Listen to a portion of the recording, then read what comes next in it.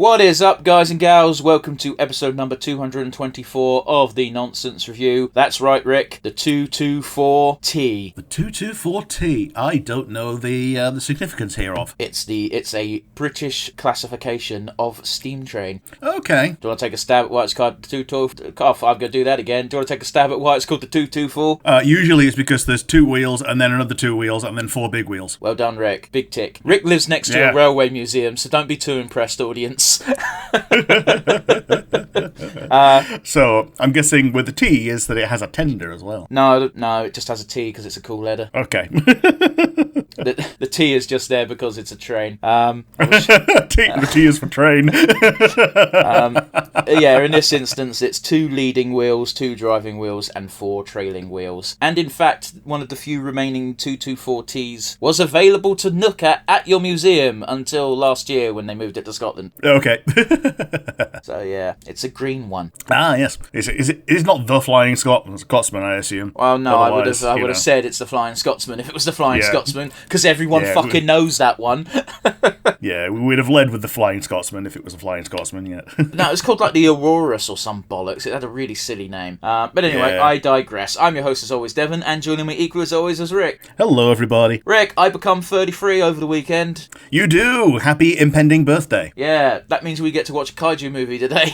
We do. It's a Gojira movie. We are Godzilla Versus Mechagodzilla. Yes, the very first instance of Mechagodzilla. But let's get some background information, shall we? Sure, let's go. Cool. Godzilla Versus Mechagodzilla originally released in Japan on the 21st of March 1974 and is the 14th Godzilla movie overall. It's part of the Showa era of movies and is also therefore part of the first era of films. So it's technically a very early Godzilla movie. Okay. I don't want to spoil the movie for you, Rick, but be forewarned, this movie is complete bollocks. It's like Godzilla vs. Megalon, but on steroids. Sure. Okay. Yeah, it's a goof. If you like your goofy Godzilla, this is a good one to watch. Sure. Yeah, fair enough. We'll find out. So yeah, this film sees the debut of 2 monsters, the titular Mechagodzilla, technically the first one, but don't worry too much about that, because there's been like 6. And it's also the first and only appearance, in film at least, of King Caesar. King Caesar, what's his deal? Well, you'll find out in the movie. Okay. This is his only movie appearance. Other than this, he's only been in video games and films. Video games and comics. Fucking idiot. He's weirdly like a fan favourite in that he's oddly charming, and you'll find out why in this movie. Sure, okay. But yes, I don't want to spoil any more of the film, so yeah, those of you unfamiliar with the podcast don't know this, but what we like to do before we jump into the reaction and the review itself is we like to talk about our weeks and the goings-on in the wide universe. So with that in mind, Rick, how's your week been, buddy? Well, I finished watching The Skeleton Crew, and it was generally fun. Jesus Christ, you started watching that in December. Oh, no, okay. No, it came out in December. I didn't start watching it until, like, a lot more recently. Oh, you made it sound like you started watching it on day one. Nah, I was like, this came out, and then we went on holiday. I'm like, okay, yeah, we're not going to watch it yet. We're going to watch it later. And then we did. This is the one where Jude Law is the only person who is a known actor, which I think is good, because it gives other people a chance to, be an up-and-coming part of Star Wars. It's generally fun. It's Space Goonies. I never actually watched the Goonies, but fair enough. I very much miss the days of like the Marvel Cinematic Universe where it's like, we've got this person playing 4 and everyone's like, who? Yeah.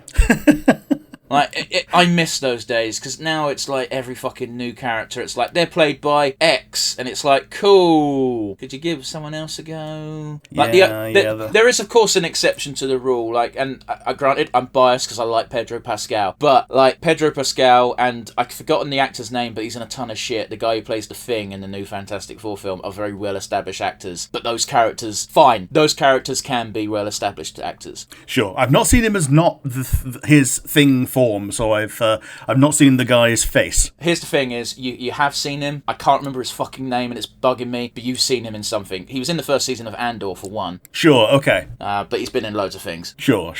Not Andy Serkis. It's not Andy Serkis, no. He's the only person to be in Star Wars twice.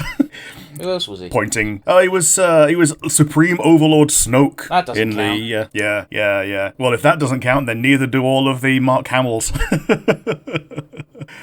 because he's like 3 different things in The Mandalorian. Okay. But yeah, but yes, finished that, and the other things that happened are my hard drive died. So my 8-year-old rotary hard drive in my computer, the venerable beast, is no more. I no longer have any disk hard drives working at all. They're all solid state now. I'd argue your PC hasn't been a beast for at least 5 years. Okay. So the venerable beast meaning the last rotary hard drive. The only remaining original piece of my original computer now are the power supply and 1 RAM stick. You might as well just say none of it. Yeah. Yeah, it's a real ship of PCS at this point. The funniest thing about this is the entire time we've been doing the podcast, your computer's just been slowly getting dismantled. Yeah, dismantled, replaced, and just like partly upgraded, partly just having to be replaced because it needs to be repaired. There's not been a time on this podcast where we couldn't have had like a mini update of just like, yeah, this is gone from my PC. There was like a 6-month period where it was being thrown around to like 6 different dudes. Yep. And like I was recording on a freaking laptop for quite a while. Yeah. The things we do for art. We do. However, 2 games have come out. One of them is Pokemon Odyssey. It's a ROM hack based on Etrian Odyssey, and I've only just finished patching this. But you gotta give me a minute here. What the fuck is Etrian Odyssey? It is a roguelike on like the 3DS, DS, and I think they released a compilation on Steam relatively recently, but it's something stupid like 80 quid. Yeah, game companies like doing this. They saw everyone go, oh, just remake and modernize old games, and then they just assumed that people would spend 80 quid on these remakes that took minimal effort. Yeah, it's just a port. Like, what they've actually done is finalized an emulator and then just put that up on a freaking Steam store and with their own thing that from like 10 years ago. It's a roguelike game, and it's in like, I think it's like an Yggdrasil Norse mythology kind of pastiche. So how have they turned it into Pokemon? Well, the way they've turned it into Pokemon is that they have the ether type. So the way that they're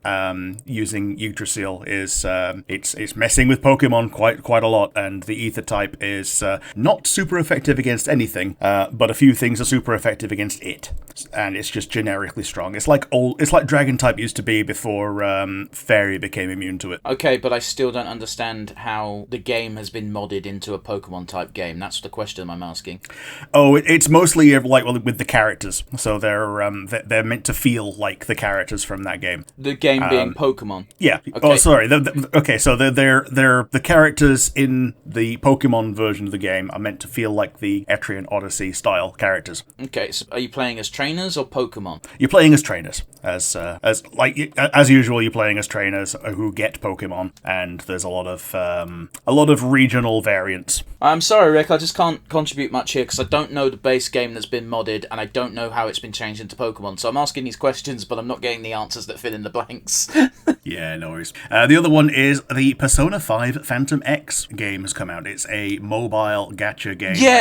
Yeah, it is, Rick. It is. It came out on Steam. I got a fucking email over it. I went, oh, neat. It's free to play. That's fucking weird. Oh, it's gacha crack. And every single review, despite being positive, says, oh, it's a gacha crap. And I don't know why it's got so many positive reviews when it's gacha crap. Yep. The production values play this seem game. Great. Yeah, I've already like spent 6 gig worth of download getting it to start running, and I'm like, okay. Rick, you could get it on your phone. Yes, that's literally what I've been doing. It's on my phone. I don't see the point in running games like this on a full computer when your phone can do it just as well. I don't think you should support these types of games. It sends a bad message. Yeah, well, it's all well and good being like, oh, it's free. I'm just not going to spend any money. You spending time on it justifies it to these companies. Yeah. But yes, that's pretty much it for me, what I've seen and where I've been. How about you? What have you seen? What have you been? What have I been? I've been Devon. Yes, you have been Devon. I finished Deltarune chapters 2, 3, and 4. Excellent. Yeah, game's good. Wow, chapter 3 is weird. I've seen some of the spoilers. Hopefully not all of them. Well, I've allowed myself to be fully spoiled because I'm up to date on the game. By fully spoiled, I mean I've looked up things that happen in the quote-unquote weird route because I'm not doing that shit. It seems obtuse as fuck. Sure. Yeah, fair enough. Yeah, I'm vaguely aware of the main new character from chapter 3 that's basically Kane with the serial numbers filed off. Or, the more direct comparison of Mettaton. Yeah. Like, it's just Mettaton, except he's a TV. Fair enough. Yeah. No, he's very not Kane-like. No. Okay, fair enough. I can understand. He's got. You know what? You saying that, I can see sort of some visual cues to him, some visual relations. I can get why people might think that, but the characterization is so off. Yeah. So the characterization is Mettaton. The red suit is Kane. Again, visually he might look like Kane, but doesn't look like it. No. Sure. But yeah, chapter 3 was very fun. Chapter 4 was fucking depressing. Yeah. I haven't got much to say because I can't say anything about spoiling it, and I know Rick wants to play it at some point, but God knows when he will. Well, I'll play it when my Switch 2 comes. When's that meant to come? It's meant to be today. Meant to be but today. That's been moving since the release date. I also enjoy how it's now gone from being confirmed 5 parts to being confirmed 7 parts. Yeah, I was very confused by that because I reached the end of chapter 4 and under the belief that it was meant to be 5 chapters, which granted is what Toby Fox said way back when chapter 2 came out 700 years ago. So, plans change, and I got to the end of chapter 4, and I'll spoil this for you, Rick, because it's not really a spoiler, it's just a message in game. It just says, oh, we've reached the halfway point. And I'm like, fucking what? Next chapter's meant to be the last one, dickhead. Yep. So yes, it now goes to 7. Yeah. Or does it go to 8? It goes to 11. Why 11 now? Because it's Spinal Tap, apparently. Oh, you were just making a shit joke, fine. Yeah, I was making the Spinal Tap joke, because usually goes to 11. In other video game news, the Steam Summer Sale is on. I've got a bunch of things sitting in my basket because I got paid last night, so I'm going to buy a bunch of games that are deeply discounted. Have you got your eye on anything? I'm vaguely looking at Jedi Survivor. It's 80% off. I probably should just pull the trigger, but I've not played the first one. Oh, you don't need to play the first one. Yeah, fair enough. You can play the first one. The first one's been discounted so many times, you probably got to buy it for a $5 by now. Probably even less. I did see also the Date Everything game came out. What's Everything game? It's the game is called Date Everything, and it's like a house sandbox. Oh, and yes, I vaguely am aware of this. It looks crap. Yeah, and all the items are dateable.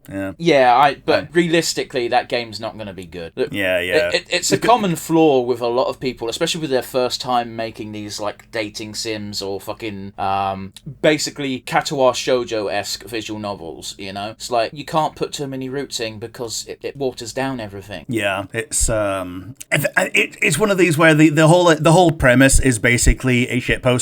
And which would be fine if it was shitpost price. Yeah, is it? It's full price. I'm pretty sure it's full price. What's full price nowadays? For a visual novel, I think it's like 22 quid or something. So it's for something like that, it's cheaper than a full on like $70 game or whatever, but it's more expensive than like a 4 quid like Coffee Plus. So I can buy some of the old Flash games for like 3 quid a piece. That's fine. That's a shitpost price in my opinion. Yeah. Like I'd say like 3-4 quid is like shitpost price. But this is like 24 quid. And when I say old Flash games, they're Flash games that you can't play anymore because Flash doesn't exist. But the game still exists, so the people who made them were like, well, here you go. We had to technically kind of make an engine, so please give us a bit of money for it, which is fine. I've never bought any of these games, but I'm like, yeah, fine, whatever. I respect the hustle. Yeah, it's $29.99 with a $7.99 lavish DLC, $5 if you buy it together. What's the lavish DLC? What does that mean? Let's find out. The lavish DLC, a dateable microtransaction. Also, the deluxe edition herself is dateable. A unlockable red shirt, which can be commented upon by the datables in a positive manner, and phone backgrounds. Anyone who buys this is a mug. Yeah. This is kind of funny. Is it funny to rip people off? People are, being told exactly what they're getting on the tin. I don't care. Yeah. It's stupid. Steam shouldn't allow this. One of our friends this. already has this. Okay, tell them they're an idiot. Are they a mutual friend or are they one of your friends? You can tell them yourselves. It's one of our players. I'll let you guess which one. Okay, I'm not going to do it on air, but there's only one person it can possibly be, so, yeah. Okay, cool. Jesus. Next, Lex Imperialis came out. Okay, yes. It's the second DLC for Rogue Trader, so guess who started a new Rogue Trader campaign? Yeah, so this is the Adeptus not Custodes. Yeah, they've got their own. They've got their own name. I'm not going to try and repeat it, but it's Latin. That's all you need to know. They're basically fucking interstellar tax collectors. Yeah, the Adeptus Judge Dreddies with his mechanical dog, isn't it? He's got his mechanical dog, and he's got his big fuck off shield, and he's got his shotgun perks. Yeah, so that and the one of the other games have both come out with the same character very quickly in quick succession of each other. What is one of the other games? There's a different Warhammer game, like Darktide or something. Oh, yeah, they've been working very closely together. They even had cross-promotional DLCs. Yeah, and they've basically released the same character in both games. That's fine, that's fun. That's a fun fucking archetype to have. Yeah. Shield and a shotgun. Oh, and a dog. Yeah. Yeah, this class is, you can only unlock it on the second stage of classes, so you immediately know that you're not going to get him in Chapter 1. Sure, okay. Because you got to be at least level 16 to access that. Anyone can access that class, which is great because like 5 people have access to base classes that turn into that, so guess what my party's going to be? Yeah, just 6 of those.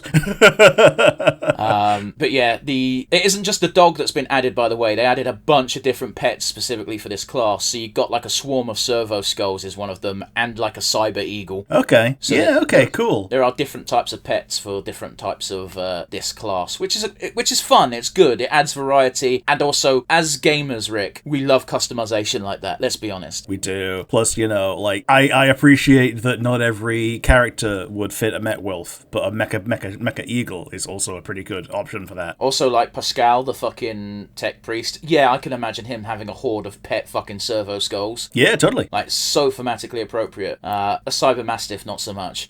But yeah, so I've gotten far enough to get the introductory cutscene for this character, because he does show up in Act 1. It's just, he shows up and you say, hey, we're going to the same place, why don't we hook up? And he's like, no. It's like, okay, why not? And it's like, I've got taxes to collect. He doesn't actually say that, but he might as well. Silly. I like it. And both Abelar and Idira know him because they've met him before. So after he goes away, they just go, maybe they'll help us in the future. And Idira's just like, fuck that, they're assholes. It's such a fun little interaction. It's great. Last but not least, on the personal front, Rick, I'm kind of surprised you didn't bring up yourself, although you kind of already have when I was talking about Deltarune. Amazing Digital Circus Episode 5 happened. Oh, yeah, it did. Yeah. We watched this like just before we recorded last, didn't we? No, came out after. Oh, okay. This came out like Monday. Yeah, fair enough. Oh, yeah, I guess that would have been when we recorded last, wouldn't it? Yeah, sorry, recorded last as in recorded for the retro, not the review. Yeah, as in. Yeah.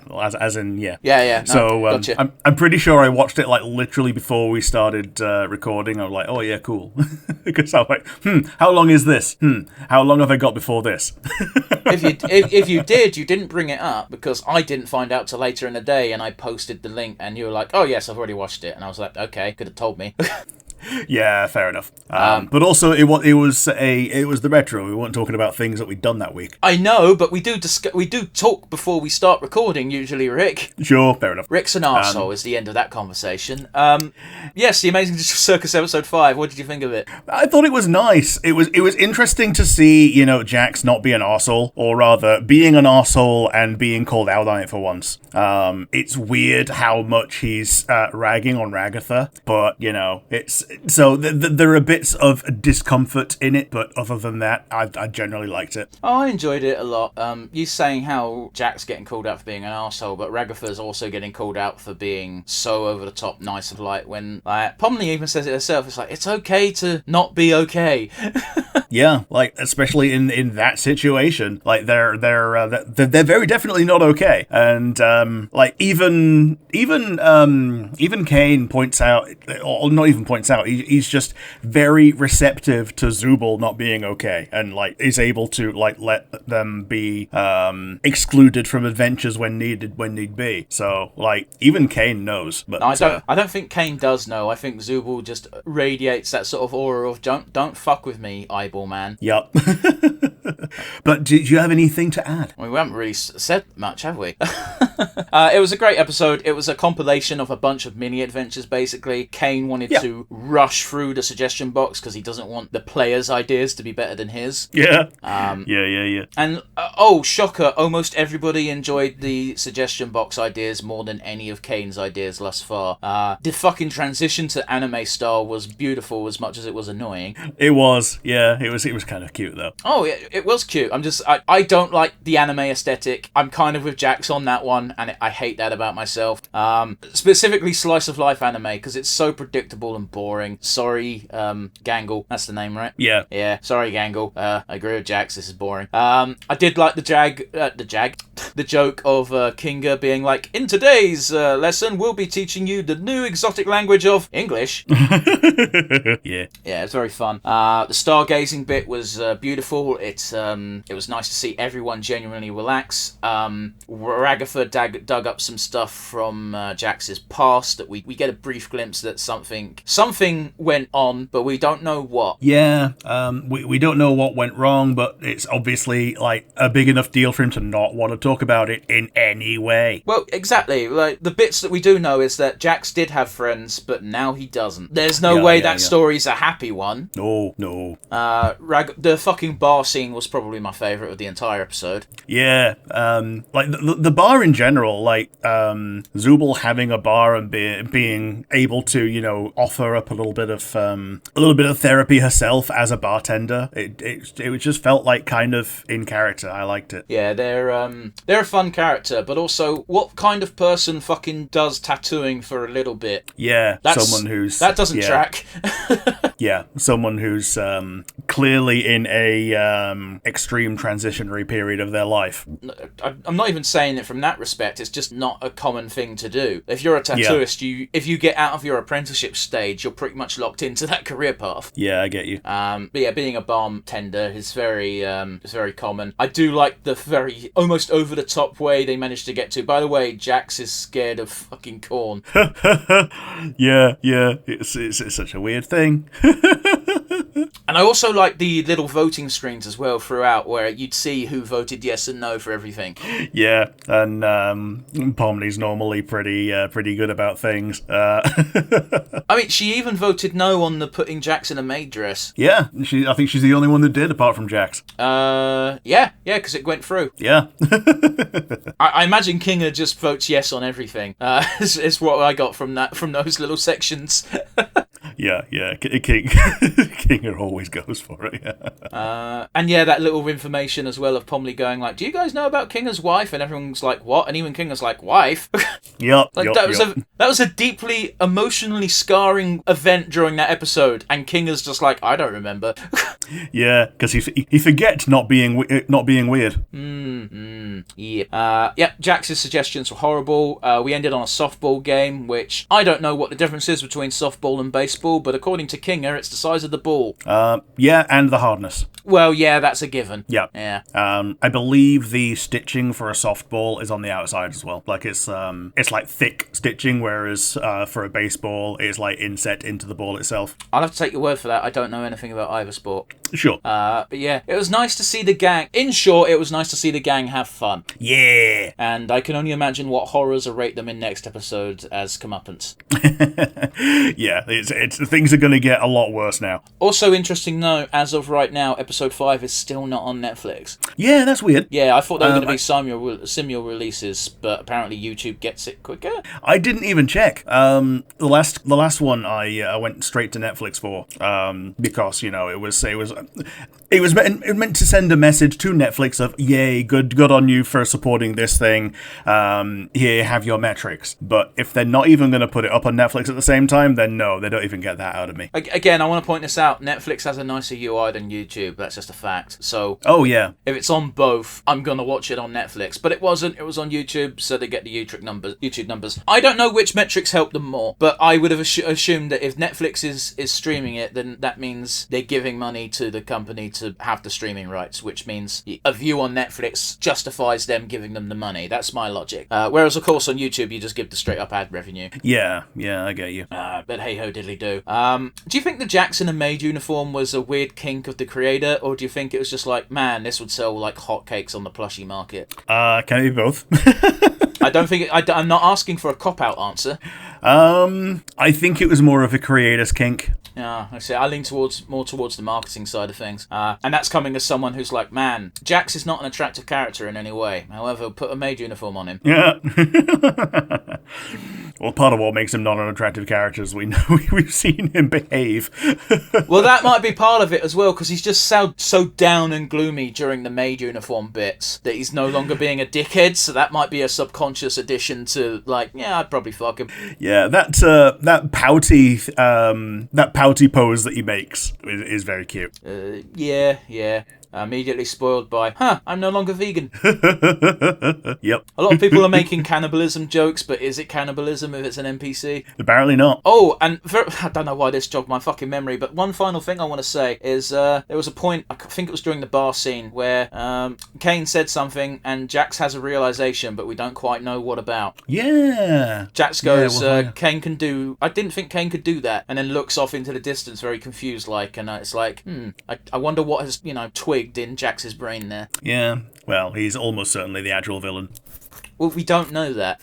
From my perspective, from what we've currently seen, Kane is as much a prisoner as the rest of the gang. He just doesn't... Yeah. He just happens to have power. Yeah, and he happens to be, king of NPCs. Right, now is there anything else you want to add? Now we've had a proper discussion.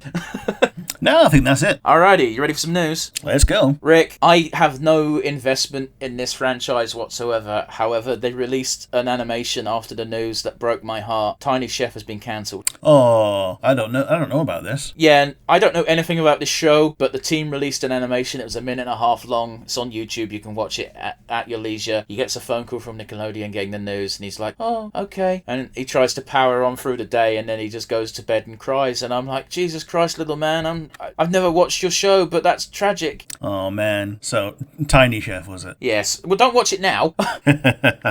No, I'm telling you, don't watch it now, because watch it in your own time when I'm not talking in your ear if you care. I'm just saying, they released an animation. It broke my heart. It was tragic.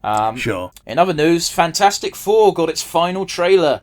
Yeah, I've not seen the final trailer. However, I have seen that the trailer is called Final Trailer. Well, it comes out next month, which is I believe it's like July 15th, which is, only a couple of weeks. Yeah, 2 weeks and change. Yeah. So yeah, the trailer's great. It gives us a first look at Silver Surfer.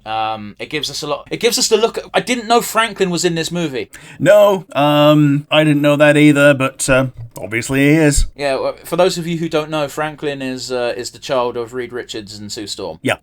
So yeah, that's cool. They keep doing a joke in the trailer of people asking Ben Grimm, aka The Thing, to say the thing, and he's just like, I don't do that, that's just in the comics, which means the fucking theatre is gonna flip their shit when he finally says it's clobbering time. Yeah. It's gonna be great. But yeah, it also means that the comics are canon to that version of the universe. Well, yes, because they are the only superheroes in that universe. Sure. The trailers make it very clear that they are famous in that world, so of course they've got all sorts of licensing bullshit deals. Yeah, I get you. But yeah, that's great. I'm looking forward to that film. Can't wait. Between that and Superman, we're eating good. Yeah. Last but not least, Rick, the Golden Gate Bridge is dangerously woke, says CEO. Yeah. I saw this headline and then I refused to click it. So what CEO is this? Is this a CEO of the Golden Gate Bridge? I'm assuming not, because it's a bridge. Yes, it is the CEO of the bridge. It's the head of the public agency that operates the Golden Gate Bridge. Now, here's the thing: is the title is clickbaity as fuck, but if you click on it, what he says makes a lot of sense, and I hate it. Okay. I also don't agree with him at all. I don't think he should do what he's suggesting. He's saying that because the Golden Gate Bridge's company in general has got such woke policies, they won't get any more funding from the Trump administration. So they need to become less woke in order to keep having funding. That's what he's saying. From that degree, what he says makes sense and is correct. It's also bollocks, because what he wants to do is he wants to get rid of pretty much all of the policies that discourage racism, sexual harassment, biases, basically all of the stuff that DEI is meant to cover. It's like, yeah, we don't hire black people. No, you can't do that. You have to hire black people. What are you talking about? Yeah. You can't not hire black people because they're black. That's not okay. You can't not hire gay people because they're gay. You can't not hire women because they're women. Oh, but if we keep having these policies that make everything fair, Trump won't give us our money. me is what he's saying, and it's pathetic. Yeah. If we don't discriminate, then we won't get money from people who will like discrimination. Or like, have a fucking spine. Yeah. Anyway, the headline is incredibly funny. The actual reality of the story is just depressing, because he's correct. They will stop getting funding because that's how Trump be. However, fuck them. Yeah. Actually, fuck them. Yeah. Like, anyone who bends the knee like that doesn't deserve to... Ricky is a CEO. Yeah. Like, yeah. There's very few CEOs that are quote-unquote good people. True. Never mind that depressing state of affairs. Rick, for the sake of the audience and me, what are we doing and count us in? We are doing Godzilla Versus Mechagodzilla. 3, 2, 1, and go. Now, for those of you watching along at home, we are watching the TriStar English dub, because fuck me, are these old Godzilla movies hard to get in England. Yeah, you you went to great lengths to get it. Yeah, it's not easy. At the moment, we've got the opening credits for Toho and TriStar, which, you know, Toho made the movie, TriStar dubbed it. For those of you who are keeping track, we also watched the dub for Godzilla Versus Megalon. We did. Which I believe is the film that came before this. Maybe. Does this have subtitles as well, or do we have to... There are no subtitles. You're going to have to use your ears, I'm afraid. Okay. I'll have to use my mimis. Rick, I will give you £5 if you can tell me this monster's name before it's said. I also take that back. I'm not actually going to give you money. I'll give you, like, virtual credit. No. So this is not a Zilla. So is this Lord What's-His-Face that you were talking about? It's not King Caesar, no. No, it's not King Caesar. King Caesar is much dumber and less important, but not in this movie. Fluffysaurus. Yes, the thing covered in spikes is called Fluffysaurus. The spikes are very little, and they might as well be fluff. Jesus Christ, that's tacky.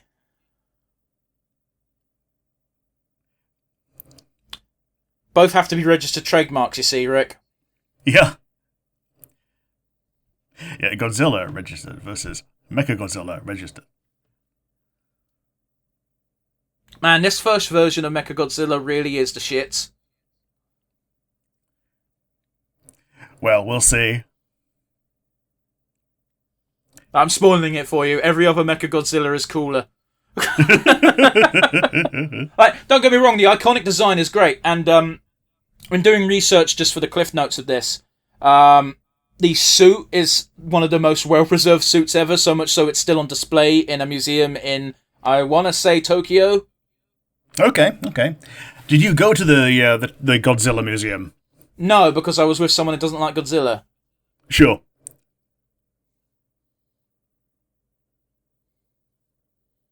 Oh, I remember when we went to Japan.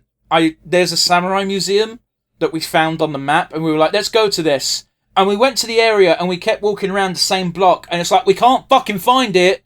It's meant to be here. Yeah, it's going to be on, like, the 3rd floor of something, isn't it? we couldn't find it in the end. We just gave up and had some beef. Yep. That's how long ago it was. I was still eating beef. Yeah, let's give up and have beef, yeah.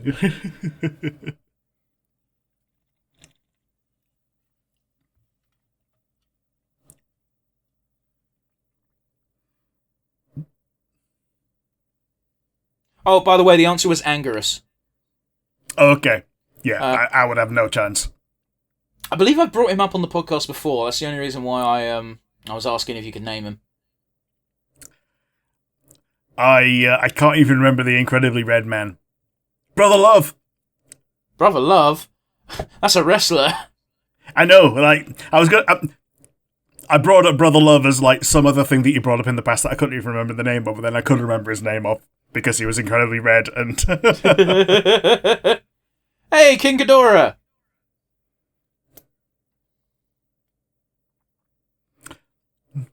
Oh, she's having a cheese dream. These sound like the exact same people who dubbed Megalon. They probably are.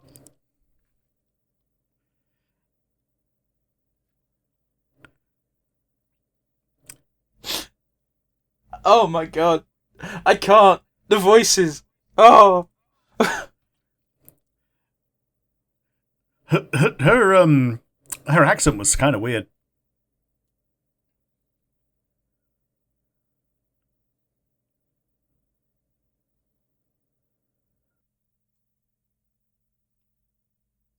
Dub artists were really just like any old fucker off the street back in the day, weren't they? Yeah. Like, maybe I could do a better dub. Rick, I imagine between the two of us we could probably at least dub a more enthusiastic version of this movie. I won't go inside with you.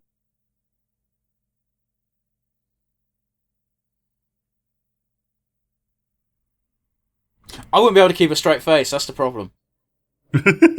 all of my lines would be tinged with giggles.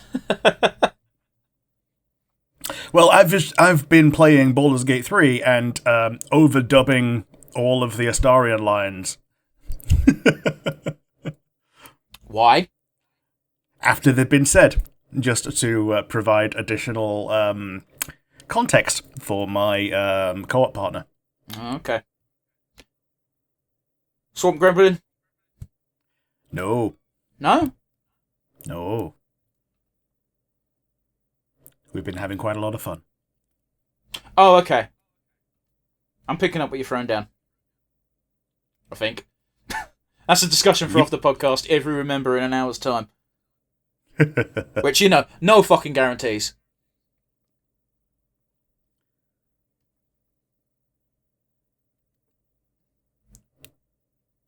So we've got no real context for this. This fucker just decided to go hang out in a cave. He went to a cave and he's found something shiny. That may or may not be radioactive. I was making a Geiger counter effect, so... Yeah, that's why I'm thinking it's radioactive. That's a toy. Yeah. Stopped on a dime and everything.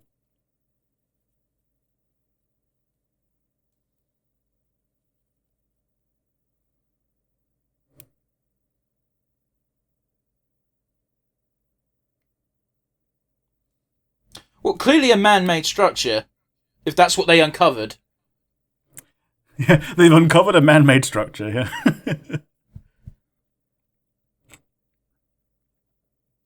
Like, it's not impossible, I suppose, for a cave to naturally form like this, but, like... Not with painting. Yeah. And a statue of a monkey. That may or may not be relevant to the plot. A naturally formed statue of a monkey. Well, the press fucking got here quick, didn't they? So the monkey is King Chunky, whatever his face is. King Caesar! Yeah, King Chunky, yeah. She's very cute. You say that about almost every single Japanese lady, Rick. That silence was fucking damning, sir. You could see my eyes just going left, right, side eye, bombastic side eye. No, I don't. That looks very much like Mothra's wing pattern. Maybe so. She does not appear in this movie. No. That's King Caesar. Okay.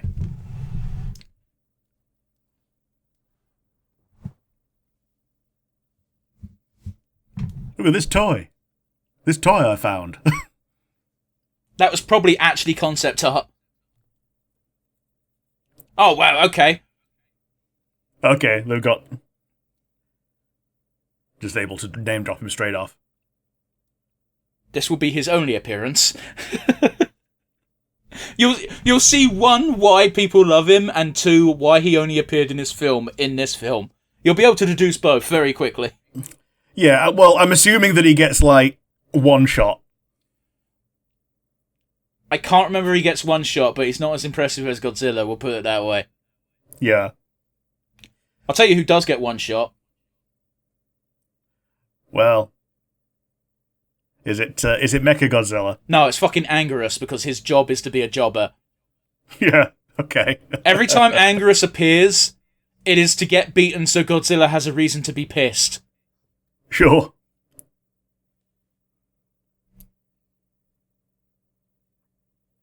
Boy, if that's not a shifty-looking gentleman.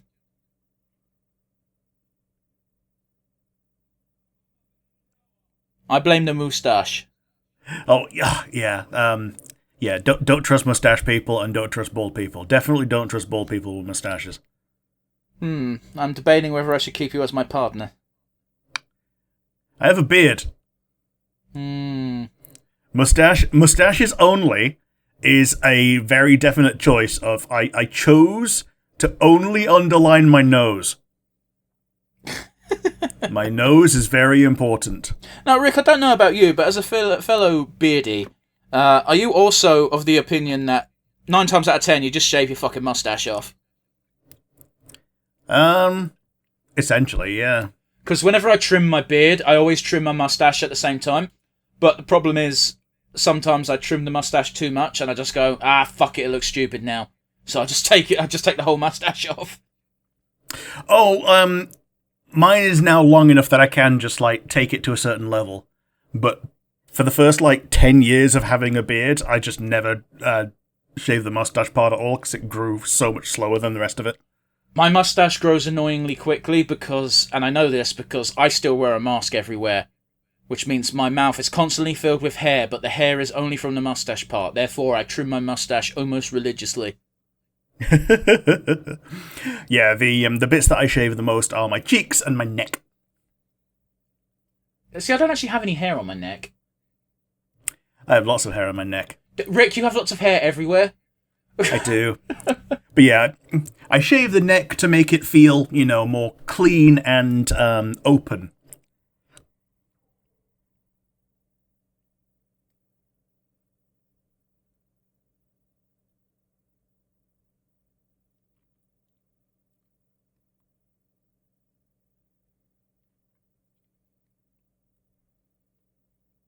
I don't know, maybe look out the fucking window like everyone else, you prick.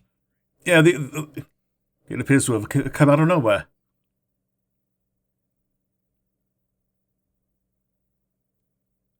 Now, bear in mind, guys, this is a universe where Godzilla is known to exist. So big monsters shouldn't freak people out as much as they potentially should. Yeah. I think they're freaking people out because they know that big monsters are happening rather than that it's the first time they've ever seen one ever. True.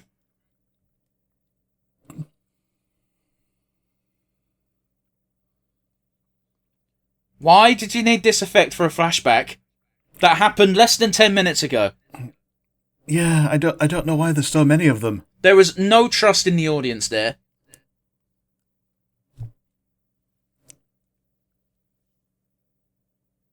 Look at this painting we did.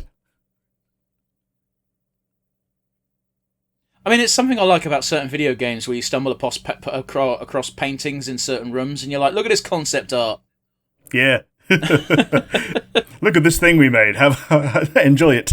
Like Dark Souls is probably the most egregious, where you see the little soldier next to a giant and you're like, man, that's definitely concept art. Yeah, and the Silver Knight's just in the room full of paintings. They're just gorming at the paintings. Exactly the room I'm talking about. Yeah, yeah.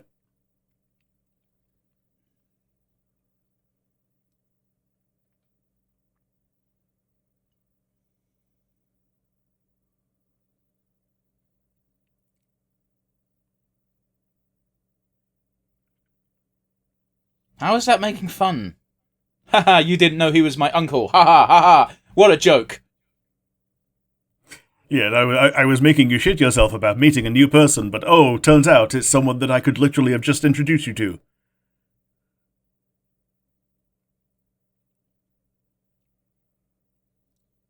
Oh, fucking gives me fucking flashbacks, that sound effect.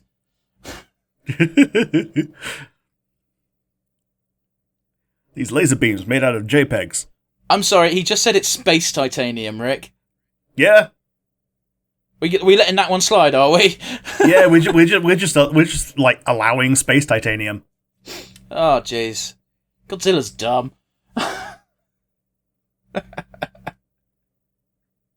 This is something I had to explain to a mutual friend of ours. You know the one I'm talking about. This is one I'm always talking about when it comes to this sort of shit. Where it's like, I'll call something dumb that I clearly enjoy. Yeah. And then he gets annoyed that I'm calling it dumb because it's like, it's not dumb. And it's like, it is dumb. That's why I love it. I'm not being mean. Yeah, like, quite a lot of the time, your statement is, oh, it's dumb and I love it. God damn, I like wrestling, for fuck's sake. You can't get much dumber than that. Yeah. In fact, one of my similar quotes was, oh, it's so shit, it's amazing.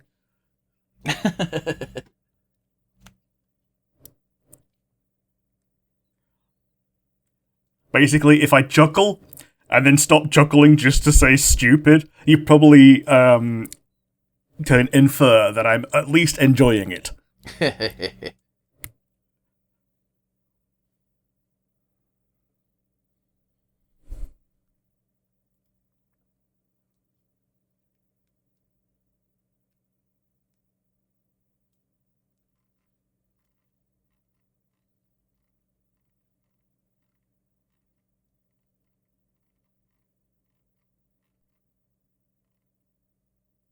Now, while you're gone, I'm gonna do some secret evil shit.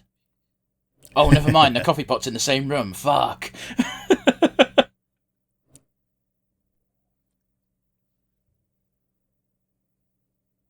This motherfucker was following them from all the way across the country. So it would seem.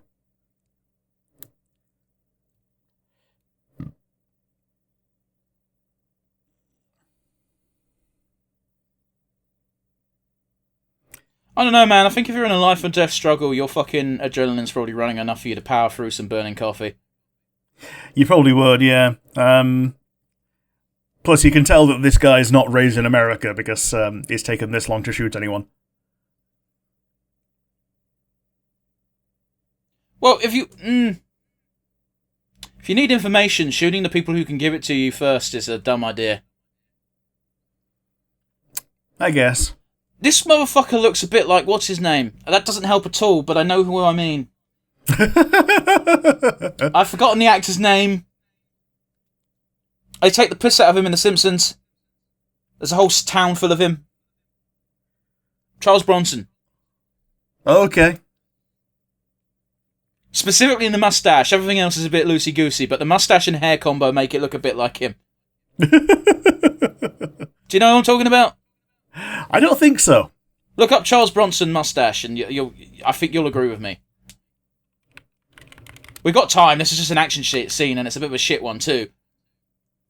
Yeah, he does look like that.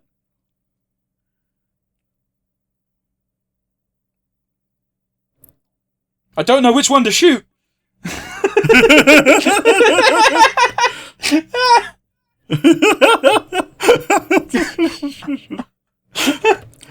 That's always my favourite joke.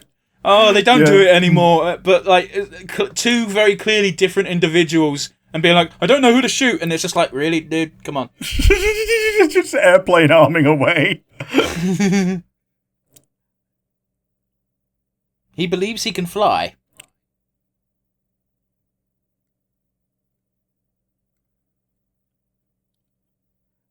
But if only he was looking the other way, you'd be able to see the approaching shadows.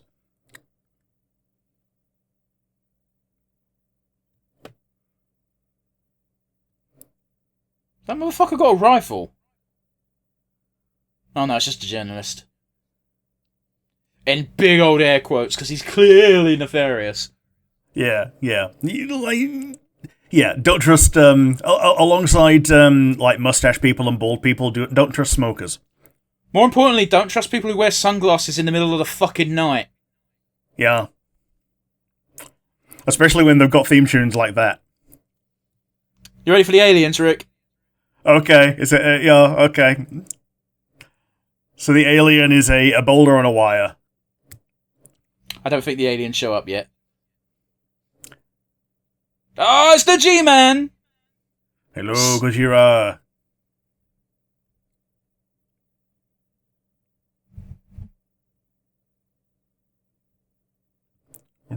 I'm pissed. Rick, have you noticed anything about this version of Godzilla yet? Yeah, the squeak instead of the traditional roar.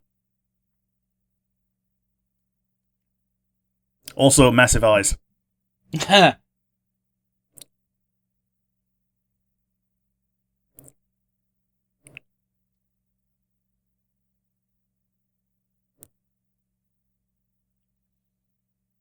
Yeah, in universe, Godzilla's been a good guy for like the last 4 films, so... Yeah.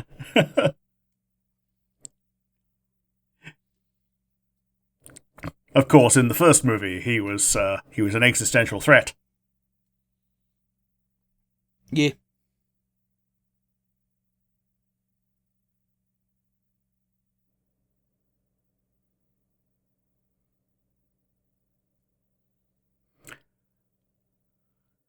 Two Godzillas!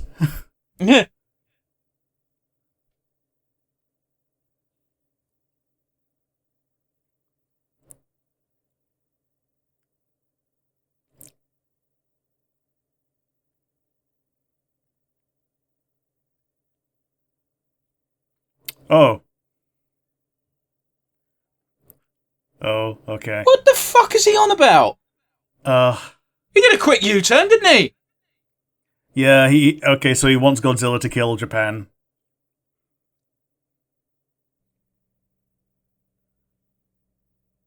I'm just going to do a little dance before doing my fucking punch.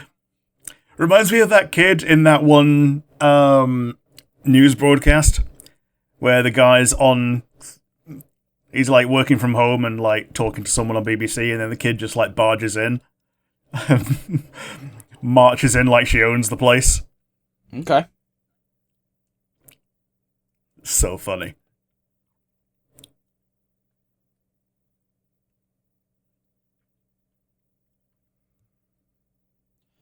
So, weirdly enough, Rick, apparently they call this this style of filmmaking suitmation. Yeah. Weird. Because it implies it's animated. Well, it also implies that there are people in suits, which they clearly aren't. These are clearly monsters that they've genetically engineered to be able to, film. I don't want to live in that universe.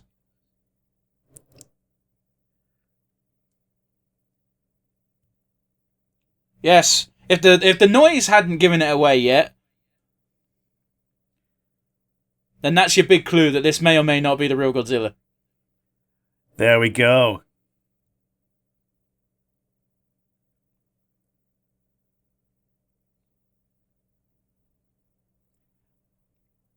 Yeah, the noise is wrong. And yeah, apparently he's got a lot more silver on him. I feel so bad for the motherfucker who had to play Anguirus, because you can quite clearly see it's a bloke who has to crawl around on his hands and knees. Yeah, and get his ass kicked. Like, kicked in the ribs quite often. Oh, they're in suits, they're fine. Oh, you can see the strings! The wires! He's doing his proper heel pose. Yeah, he's hot dogging. That means something else in wrestling, Rick. Yeah, the cog was turning. I appreciate hot dogging probably means something else in your vernacular. It's one of my favourites. Didn't need to know that much.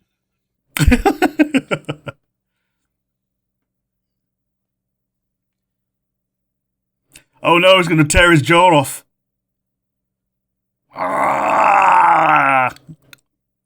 Rather uncomfortable. Well, what did I say about Anguirus? He exists to get his ass beat. And now he's just like waddling off. I think Anguirus has only ever been a good guy. You can see the guy's knees and everything. It's unfortunate, it really is. Because other than that, it's actually a pretty cute suit.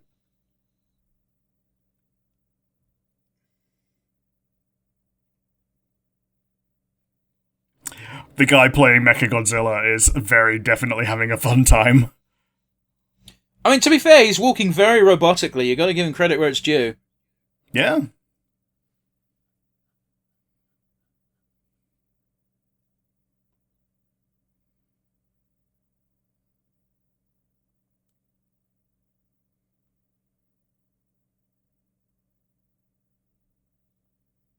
Yeah, I'm not going to step over this tree.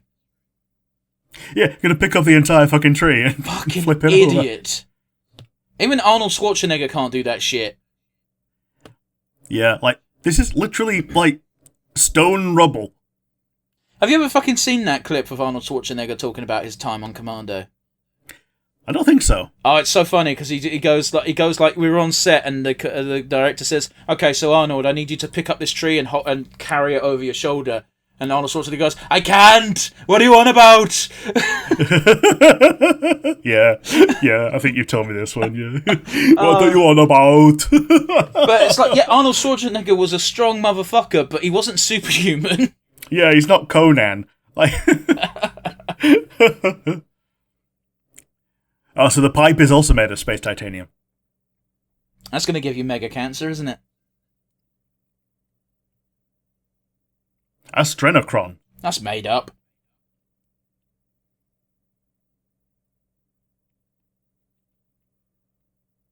You're going to have to explain why this matters. Yeah, you can't destroy electrodes with waves.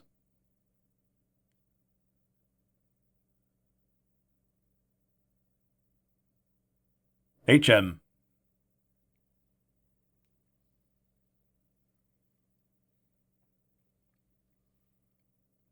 Man, this film feels fucking lazy, doesn't it?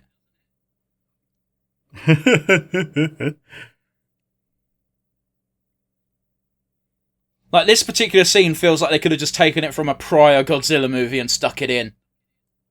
Yeah, with a different roar.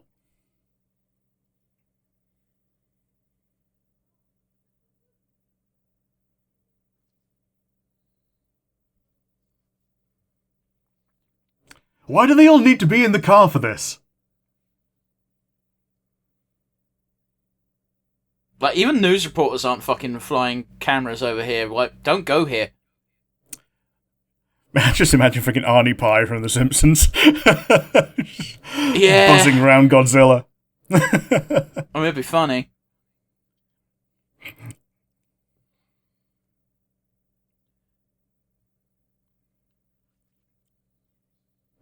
You woke me fucked up, boy. You dickhead.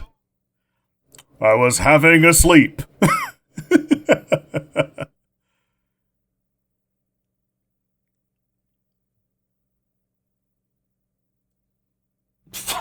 You know what? It's a good question, but it sounded dumb. Yeah. Two Godzillas, what does it mean? One is nice and the other is... Oh, shit, you can't rhyme mean with mean. Yeah, one is black and the other is green. Oh, they've now got space foil on. Those were the aliens, Rick. Yeah, fair enough. But we're not meant to know that yet. Although, okay. like, it's a very common trope in Godzilla, so... Yeah, it's just humans wearing silver are just aliens. It's something Gamera did all the fucking time as well. Yeah. Yeah, because with Viras, Viras appears to also have been a captive of the people who he was with, until they decide, no, I'm going to look left, I'm going to look right, and then I'm going to fight. Yeah. We'll say the choreography for this first fight is pretty decent. Yeah.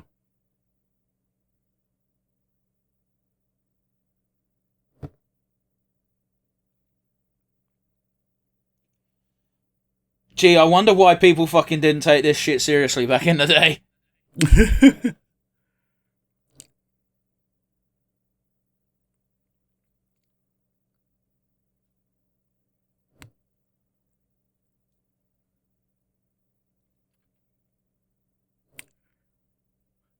Are they going to get into a beam battle with their atomic breath?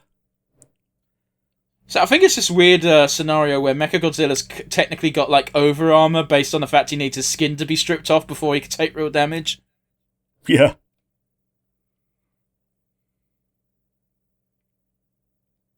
Why is the space alien smoking a cigar, Rick? It's a space cigar. They just showed it wrapped in tinfoil. Yeah. Hey, it's Dragon Sword. Really is. What is this theme tune, Rick? It's freaking. It's like comes from The Mask, isn't it? Well, it's like they just decided, let's do Jet Jaguar again. Mixed with George of the Jungle. God, do you remember those films? Yeah. George of the Jungle, strong as he can be. Hey. Oh, you can see the bit where the actor has to look out. Oh, what, you mean the giant obvious vent? Yeah. Well, Rick, I've got a spoiler for you. There's another reason why that's there. Oh, yeah, it's the pilot. No, there's no pilot. Okay. Not in this version of the Godzilla. Okay, is that where an additional beam comes out? Rick, you'll see. You'll see why that's there. God, that's a grim sight, isn't it? Yeah. Poor Goji.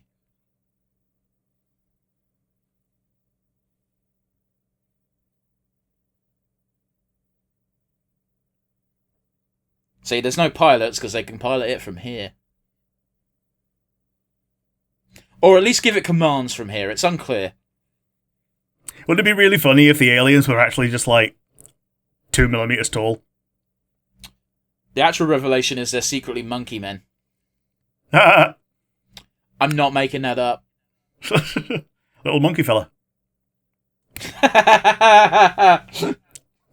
Turns out.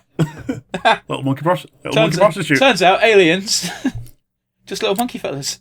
Oh. Yeah, turns out little monkey alien. How can you say this shit with a straight face, motherfucker? Not only how do you say that with a straight face, how do you listen to it with a straight face? I mean, it didn't. I burst out laughing. I mean, yeah. If someone in front of you said that to your face, I would be face palming. I mean, I'd be like, fuck off. Oh, he's got fucking whiskey as well, but it's green. Yeah, space whiskey. I guess that would make it absinthe. Or Midori. Which is melon liqueur that is green, and its name is literally just the Japanese word for green.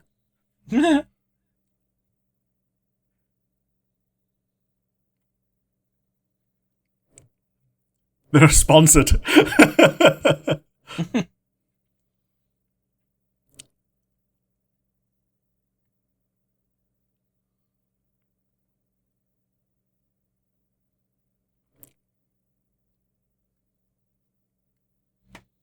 Bollocks, have you learnt an entire language in a day?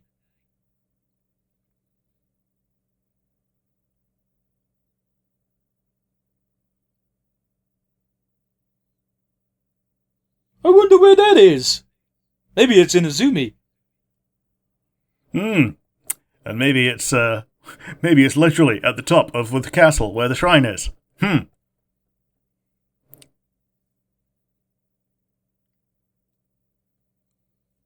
do you think those two monsters are, Rick? Oh yeah, is it Godzilla, Godzilla 2, and Jaws 3? No, it's Godzilla and King Caesar.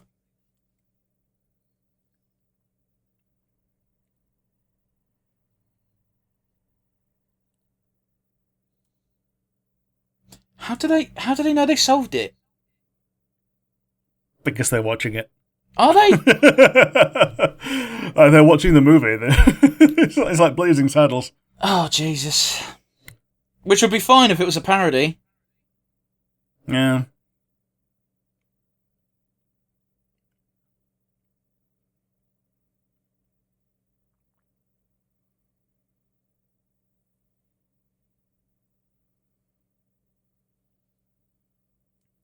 Just have the Pink Panther music playing right now. It's very close. Might as well be, yeah.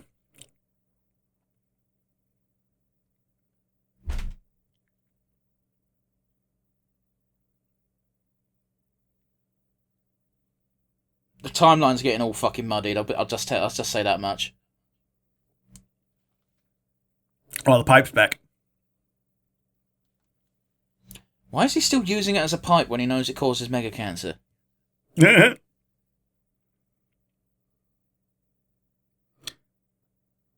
Maybe he's trying to get a payout. From who? He's the one who discovered it.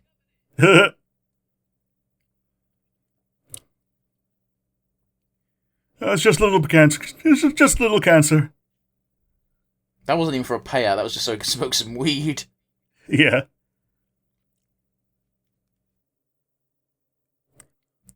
Oh no! The front of my pipe fell off. Well, the front fell off. Oh, okay. Okay, so they are normal human size. I did tell you that. Yeah, but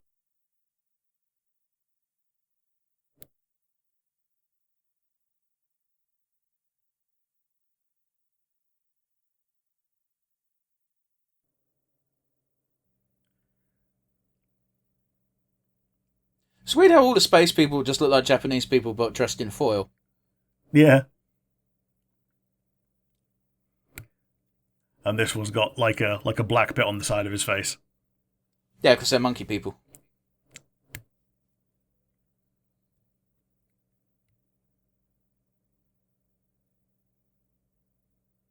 Are you shitting me? The alien species that made the robot Godzilla need the help of this one human because reasons.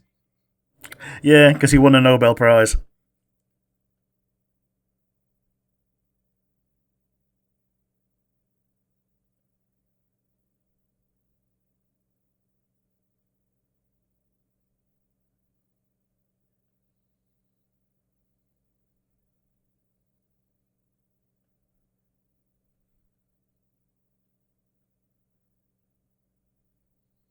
Cares more about the random woman than his nephew. Yeah.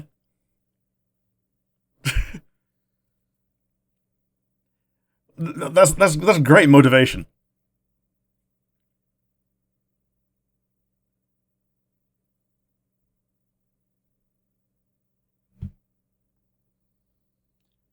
This is always a catch-22 because they never intend to release you. No, they never do.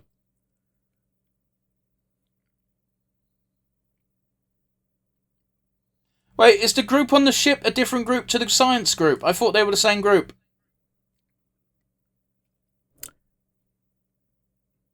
Yeah. I also don't know why they split these up.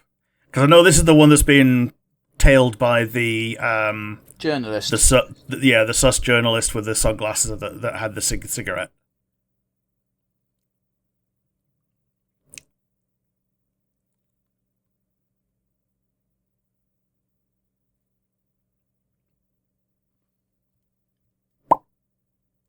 Was that you? It was, yeah, sorry. Why did you do that? I don't know. Don't do that on recordings. It's awful. I don't mean to scold you publicly during an episode, but what the fuck, man? And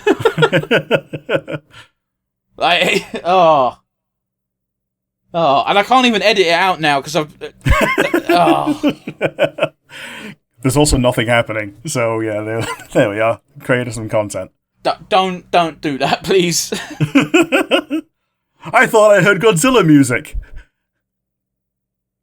Wait, is that actually what she said? I don't think she said Godzilla music, but it might as well be. Well, Godzilla is currently in the ocean dying.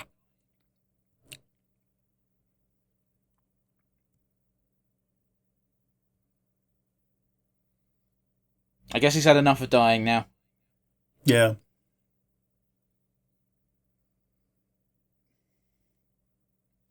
That is an unbelievably cool shot for this otherwise camp as shit movie. It is, yeah. Do love a good bit of, lightning.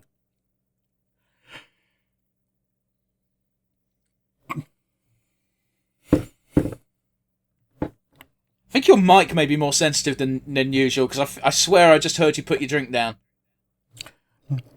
It was my chair. It was your chair? Yes, I was repositioning myself on my chair. Oh, that's fine. And I usually don't. Usually doesn't pick up over Discord, let alone on your mic at all.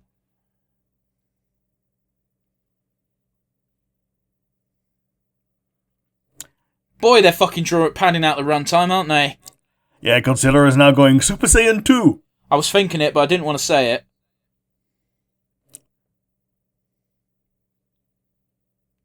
Now, Rick, what's the purpose of this scene taking so long? To to pad out the middle of the movie. It's because they think the audience are idiots. Yep. Oh, they got both of them on the fucking boat. It's gotten to the point where it's unclear if the fucking journalist is going to be like a surprise good guy. Yeah, like conservation of detail would mean that, yeah, he'd have to be, wouldn't he? Well, because only one of them is reporting to the aliens. Because the aliens they've only, unless they're fucking obscuring the fact that they've got two of them, but the only reason to do that is to purposefully mislead the audience, which is a dick move. Yeah.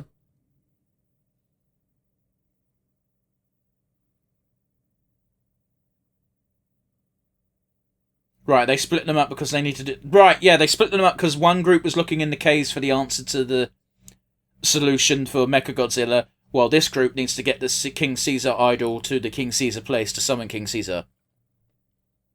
Sure. Okay. What's the betting it's not actually in that box? Oh yeah, that's just a hat. Or a cake or something. Is it cake? Let's find out. Oh, bugger me, it was the real idol. Don't drop it. Well, it doesn't matter if they drop it or not. That was a double axe handle. Yeah, he fucking Shatner punched him in the arse. Again, it was a double axe handle. Yeah.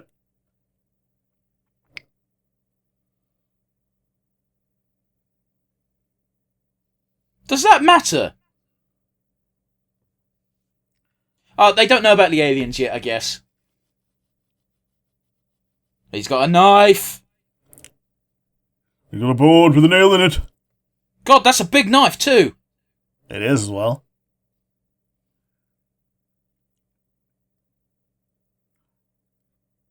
Oh, I shot him in the head. Shot him in the eye. It might not be lethal. See, told you, gorilla people. I bet you thought I was lying, right? Yes. So, yeah, turns out, little monkey fella.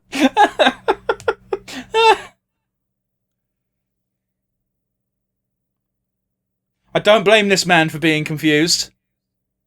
I imagine most of the audience at the time was also confused. Yeah, why? Yeah. Why this? You got a gun! Fucking shoot him! Yeah, just shoot through the chairs that he's throwing at you. You've already shot him in the head. Shoot him in the foot! Handicap, you don't need to... Not every shot needs to be lethal. You're not the Punisher.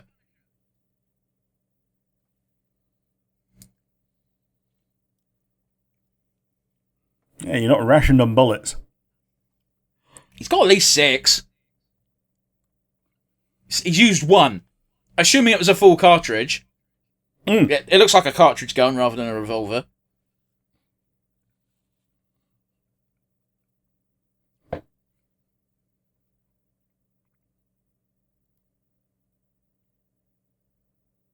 You got to admit, this actor they got for this character does look like a generic hero man. Yeah, generic spy hero man.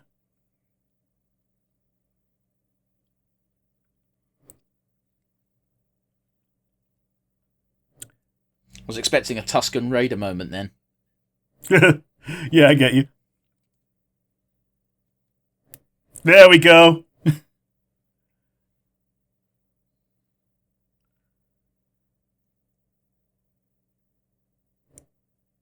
So now that his disguise... Well, actually, he never spoke in the first place, did he? So...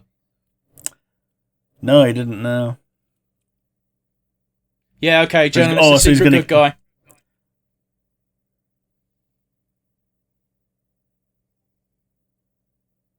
Well, there goes the idol.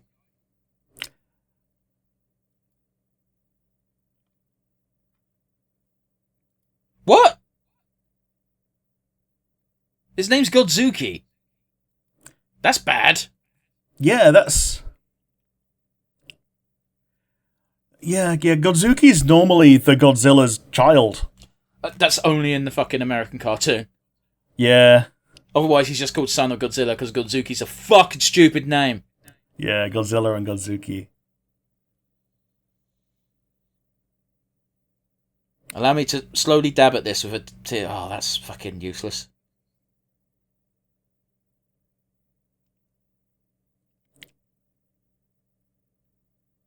Hello, man who clearly saved him. Yes. Hello, who the fuck are you?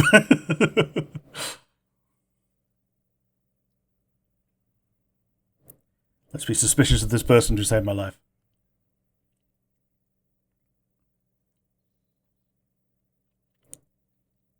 I didn't know whether that was part of the soundtrack or the boat until they showed the boat. Yeah.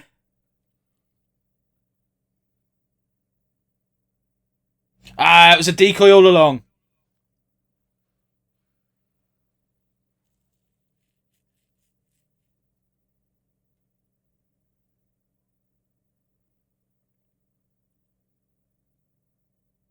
It's a very valid strategy, though. Yeah, if you're going to deceive your enemies, first of all, deceive your allies. Well, you can't spill the beans if you don't know where the beans are. Yeah. It's a fucking rusty anchor. Sounds like a sex move. It did. Rusty anchor. Trombone. The rusty anchor is approaching the rusty starfish. Touchdown in 3, 2, and you just hear Patrick Star going, "Aah!" I'm gonna poke out your brown eye.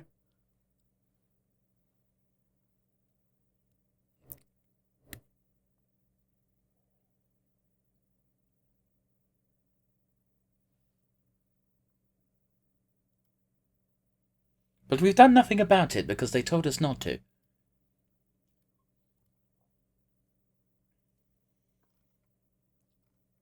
Still don't know what the fuck this guy's angle is. No, he's a bit of a mystery, ain't he? And I've seen this movie. I can't remember massive portions of it.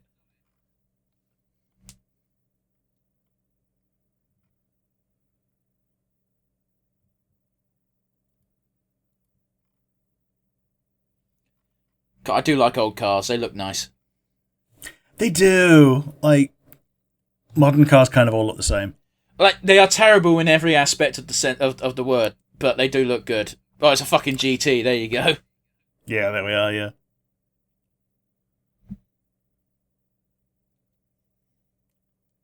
Kind of looks like a Simpsons car. I get what you're saying. Man, this is a nice looking cave. I wonder if it's a real one. Probably not. Just so they could get the lighting that they wanted in there. Rick, you went so fucking high pitched with that noise, Discord cut you out halfway through it.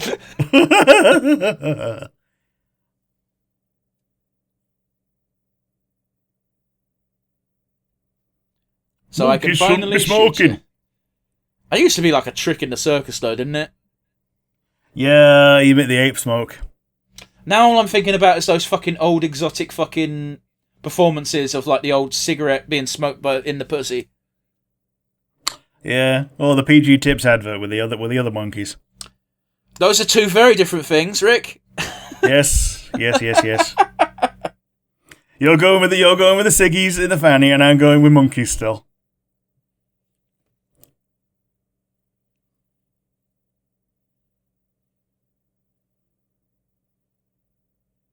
Kill them! Yes, I'll release them to their deaths!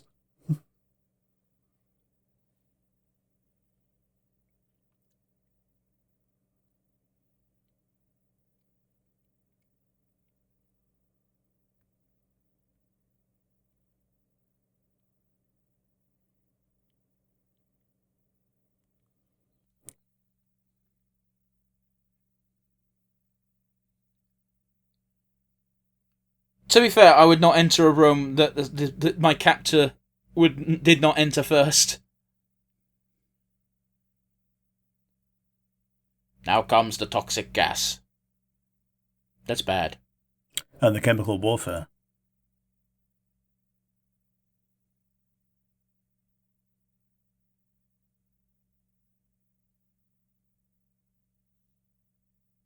Cool, we're only for like 5 more minutes, Doc.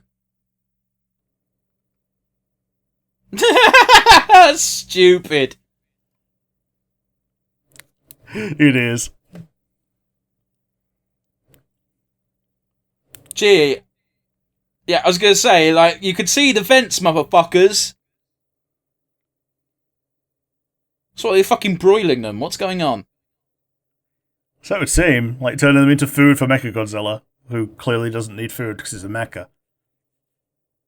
You really started that sentence before you fought, didn't you? Yeah. Yeah, it's fine. We all do it. Swarm today. That was a Simpsons joke. Oh, it's too hot today. Oh crap! I shouldn't have said evil.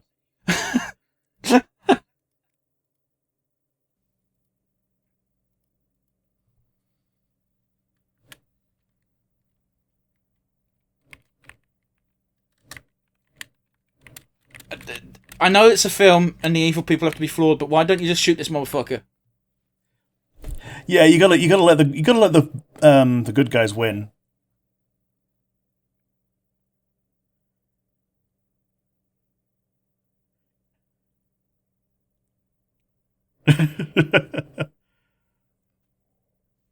But you gotta admit, it's rather stupid of this guy to come here with no fucking weapon, though.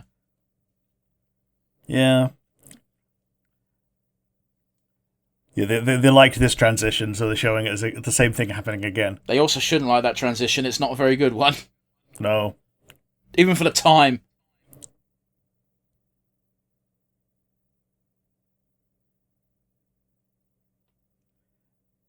I'm also very sweaty.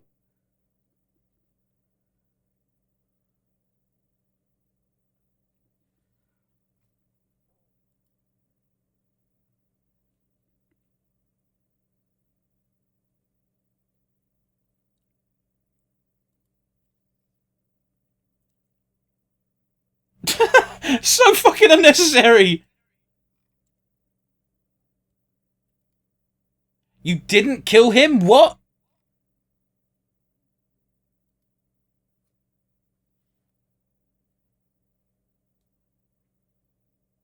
For what it's worth, I'm more than happy for that to be the explanation. Yeah. It's simple and to the point, which is so not like Godzilla at this point in time. Yeah. Because like everything has been like round the houses. Rick, they're space monkeys. Yeah. Thankfully, they revealed this quite early on. No, they didn't. I told you way earlier than you should have known. Yeah.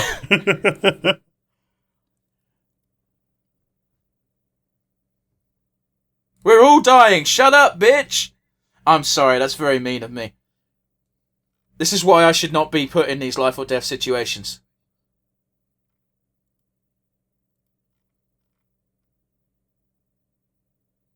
What's the purpose of the red light? It seems to be implying that it's unbelievably hot, but nothing else gives that away.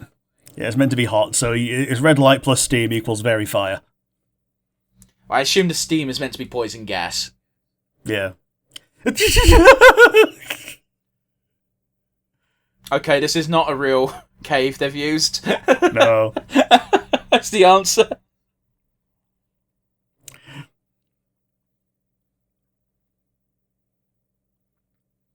I just realised they've got Nazi armbands. Like, they haven't got the Nazi insignia, but it's the armband look. Armbands aren't like it's only for Nazis. Okay, but they are for fucking fascist regimes. Not only, like you can have it as like a club member in a school or whatever. Okay, you shouldn't. It's not a good look, that's all I'm saying. Sure. I appreciate that Japan never got rid of the armband look. I understand this. However, to most of the Western world, The armband look in militaries are associated with a very bad regime. Fair enough.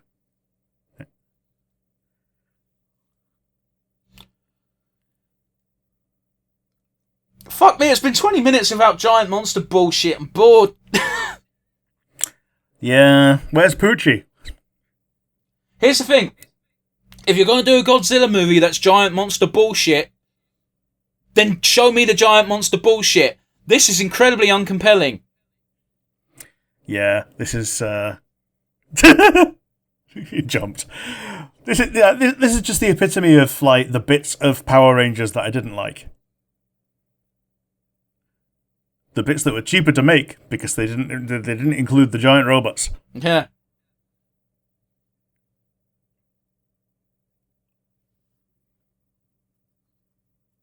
Probably should have turned that off before you opened the door, guys. Why does he sound like a robot? Hold it, reach for the sky, make it quick. Clearly going for his gun. Don't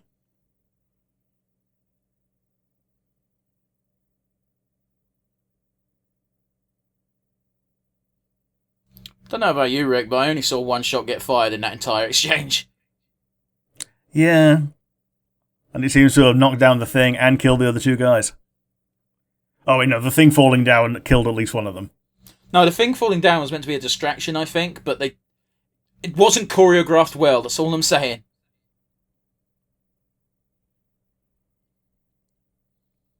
Oh no! The moon rises. I think it's meant to be the sun.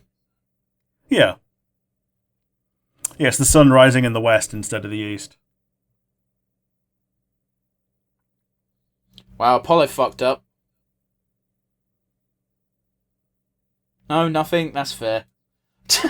No. We're happy with Apollo. We're happy with Apollo. Apollo can do his sun god stuff as much as he likes.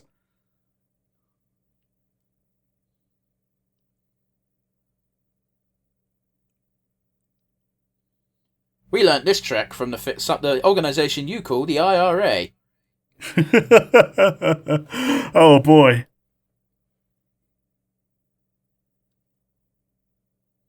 There is no way you can tell by just looking at the keys.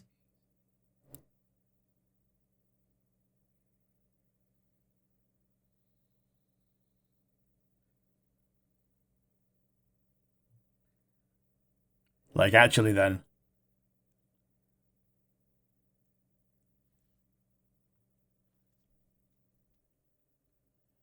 That bit appears to have been, like, just dropped from our version of the movie.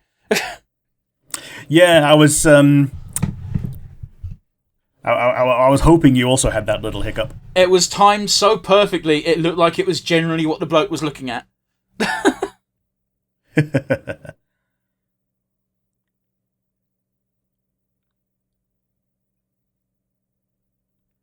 Oh, it is the room. Yeah, there. It is the moon, Rick. You're right. The blood moon.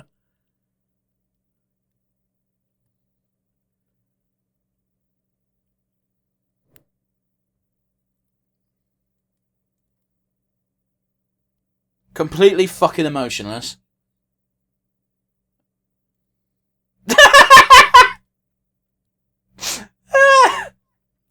Oh, this dub's all over the fucking place. I'm going inside, fuck it.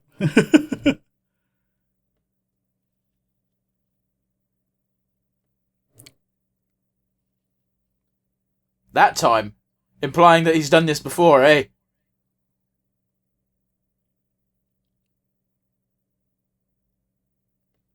There are too many humans and none of them matter. All of them matter. This is the only human cast we've got. Yeah. They're all just dreadfully dull.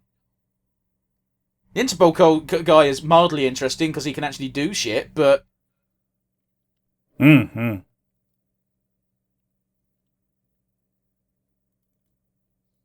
Oh god, we've still got 25 minutes. It doesn't make me feel good that I'm saying that while watching Godzilla. Godzilla's been gone for half hour. He has. What do I normally say on these? Happy birthday? I'm just trying to share the love that is Godzilla. However, I keep purposefully picking stinkers. So yeah. This is self-torment.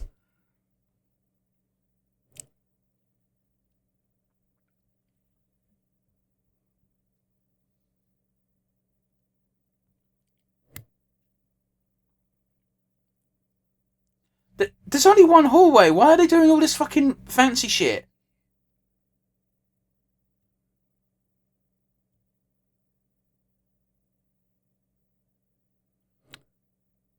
Brutal.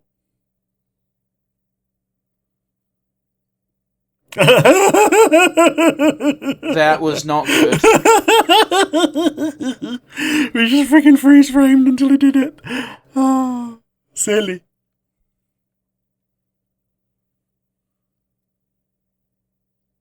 Why has he got both of them with him?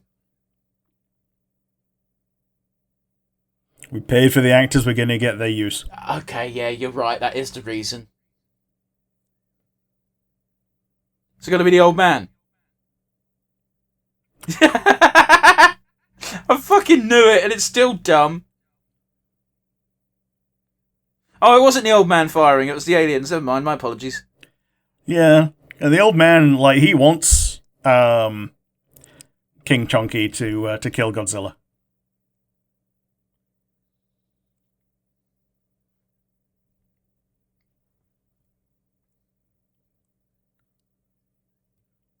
Run, father, how? He can't fucking move. I think she was saying, oh, grandfather. Oh, okay.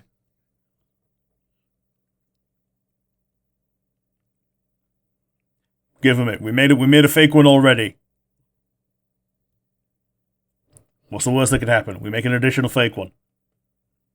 I don't know who the fuck this is going to be now. Is it going to be Kamen Rider?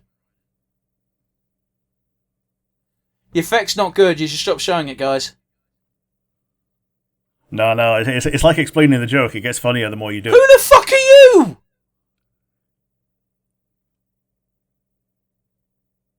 you? I'm also Interpol. Oh, I thought he was going to, like, double tap him. Told you. I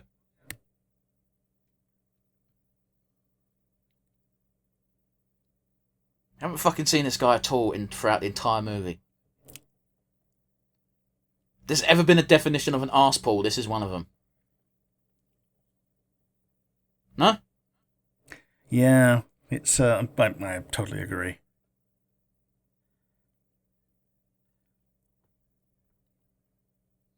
Thank you, Dorothy.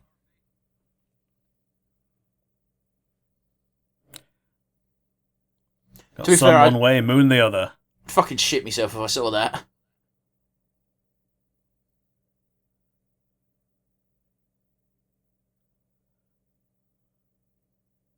Okay. I'll accept that. Doesn't mean you're happy about it. No, it's silly. Ready to meet King Caesar? Yeah, sure, why not? Oh, I remember this fucking guy. He's so crap. Spoiler.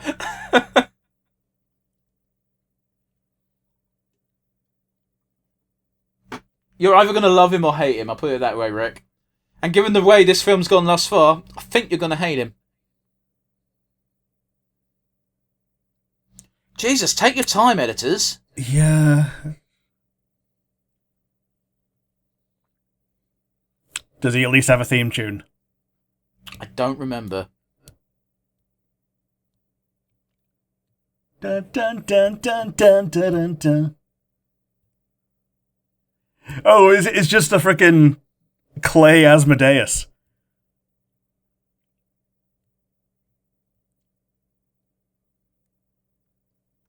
King Seesaw.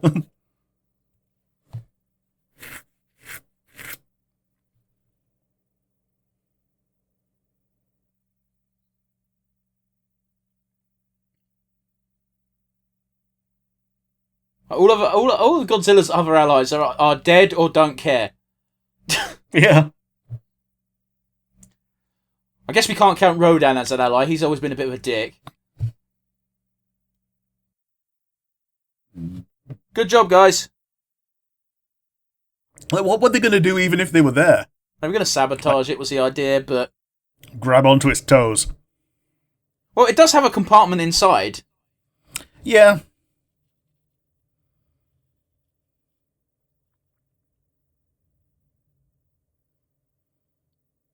He looks so much better with his skin off. Well, yeah, because otherwise he's just Godzilla. Yeah. King Caesar does look a bit like a fucking animatronic that you'd find in Five Nights at Freddy's. Yeah. Does a bit, yeah.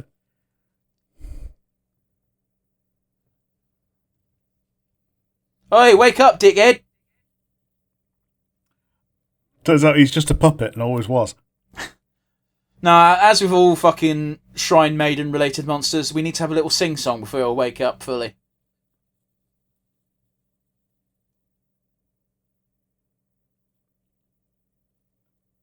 Oh, by the way, Rick, she's a princess. Princess of the Hitachi tribe. Here's your song.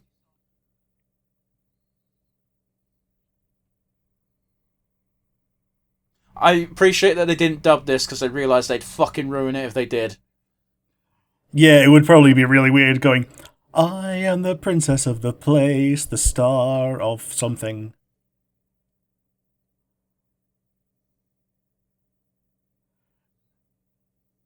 My Shisa. Shisa's a lion. It's also his name. Sure, yeah.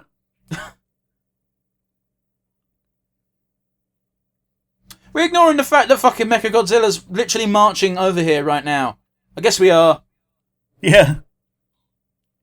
We've got all the fucking time in the world. Have a leisurely stroll, old chap. Like a Monet is a heart or a breast. If you really care enough, Rick, you could probably just Google the lyrics. I do like how King is just Kingu.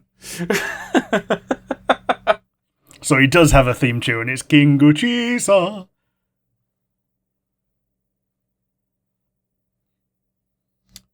Jesus Christ, how much of a sing-song do you need? Wake up, you prick!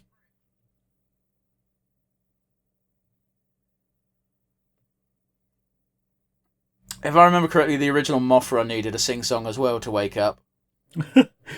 Fair enough. I feel like it's just a kaiju trope in general. Always has to be a shrine maiden or a princess of some bullshit kind. God, it's ugly. It is. Like, if you need a second verse, you don't deserve to be awakened. That's a fucking title.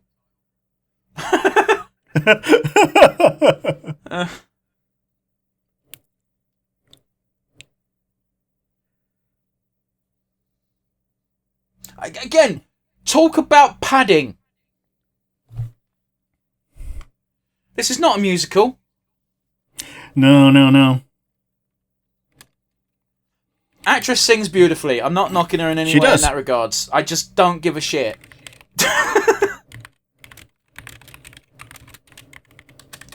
Oh, you're going to see in a minute why I really like King Caesar.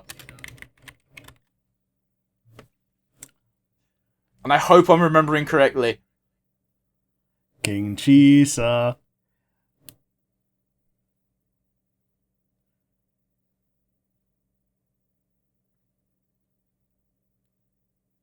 Oh, and everyone's happy. Even the guy that wanted to destroy Japan. Yeah. He goes from, his ears go not floppy. So the reason why I like him is because he's fucking tiny. He can't see it until he's next to another fucking kaiju, but he's so fucking small.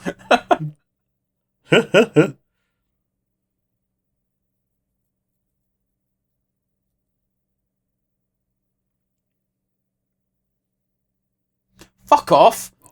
Okay, apparently he's got counterattack. Yeah, but he's also tiny. Such an anime bullshit move, isn't it? Yeah, no you! I shoot you with my beams. No, I shoot you with your own beams. Get fucked.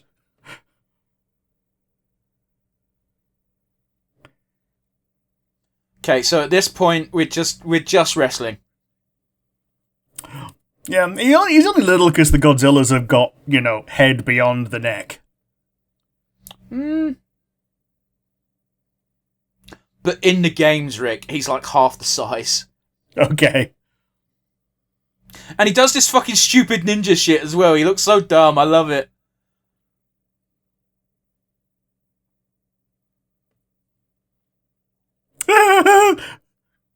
Peekaboo. Okay, it opens up for a zap. So unnecessary.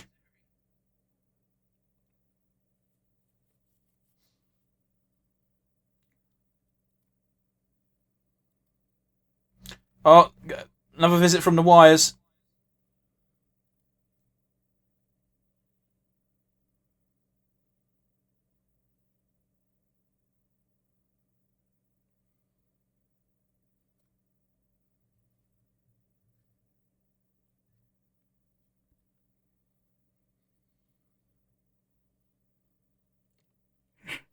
Isn't it great just to hear these things happening and not watch them?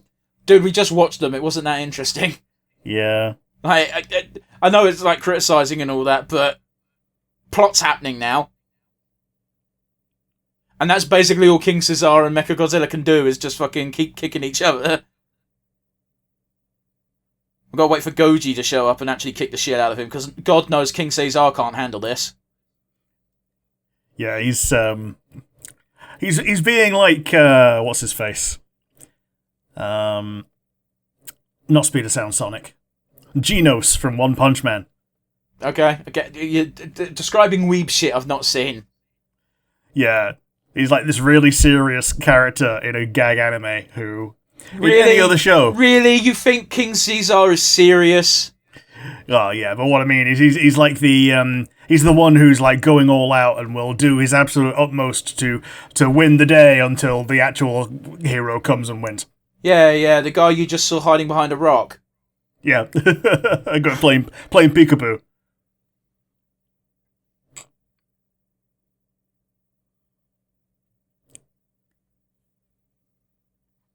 God, he's wet. Like, I love this because this happened in fucking versus what's his name as well against Megalon, where here's Jet Jaguar getting their shit kicked out of him, and Godzilla's just leisurely walking towards them. Yeah, he comes out and starts vamping from like miles out.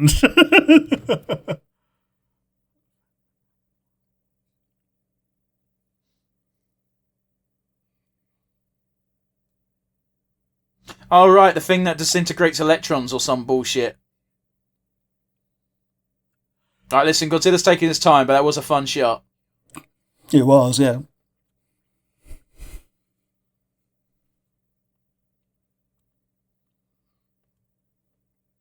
As is the problem with any match with 3 people in, one person must be out so 2 people can actually fight.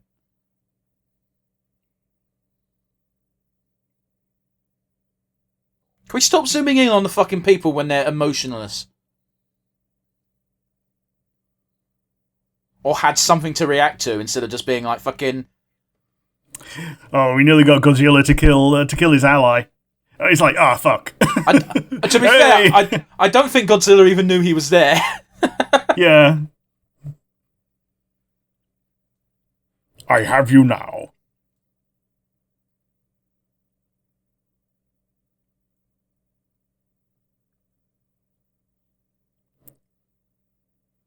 I like how they've both got 2 separate plans to get out of their cuffs, and you got the third guy who's just like, I'm fucking irrelevant here. I'm going to sit here and await rescue.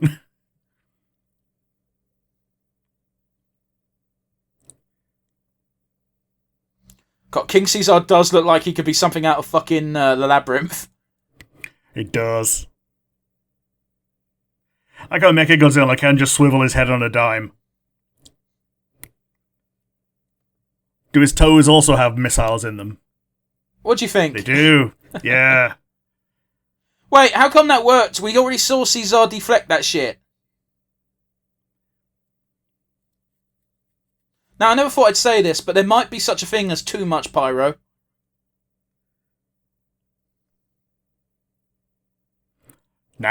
Nah, denied.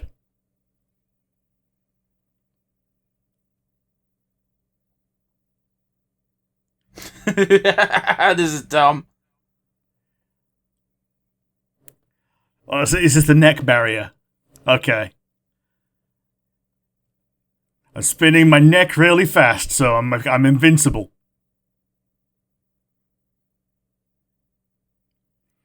And you fall over if you come near me. It's really dumb because in like the good like Godzilla game that came out in 2014, everyone had a block move and it just generated that effect. It was really silly.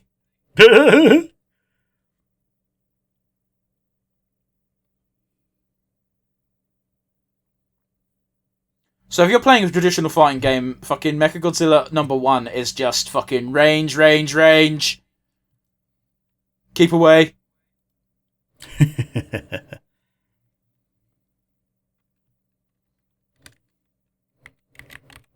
Yeah, I think every version of Mechagodzilla after this is much better than this first one. Oh, I don't know. Did you just see fucking Caesar try to help Godzilla up and Godzilla knock him away, going, fuck off? Yeah. Sorry, continue what you were going to say. I was just going to say, I'm a big fan of like the Dragon Zord aesthetic, though. Like, I do like it. Yeah, but number 2 and number 3 still look like this. Yeah, sure, fair enough. I'll have to compare and contrast. Actually, I think 3 is like called the Kiryu, and it's got like a jetpack. It's pretty cool. Okay. Honestly, I think the coolest version of Mechagodzilla was probably Legendaries in Godzilla vs. Kong. Okay, doke.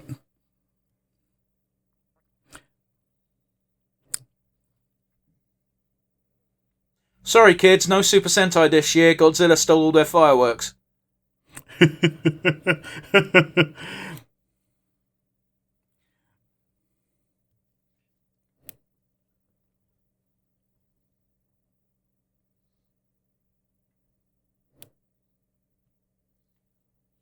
That is like a shot out of Power Rangers, ain't it? Like, actually, though, yeah.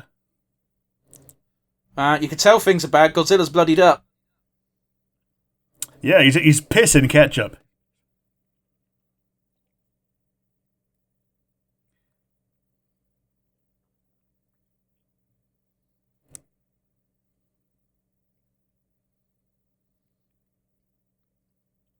Yeah, I think if we're still doing this by next year, I'll probably pick a better Godzilla film. Oh, jeez, he's all fucked up. Ah, yeah, he's got the finger missiles are like embedded in him. Like, how many of those has Mechagodzilla got? Because, like, I swear he fired them already. Is he gonna do Godzilla Marshall? Oh, okay, yeah. It's like, fuck this. I'm ejecting them all. Oh, he is Super Saiyan 3 now. Yeah, he's gonna use that lightning energy that he absorbed earlier to regenerate. Which I don't think is a thing he's ever done before or since. What's going on? He's taking all the electrons. It's like, no, you're stuck in here with me, bitch.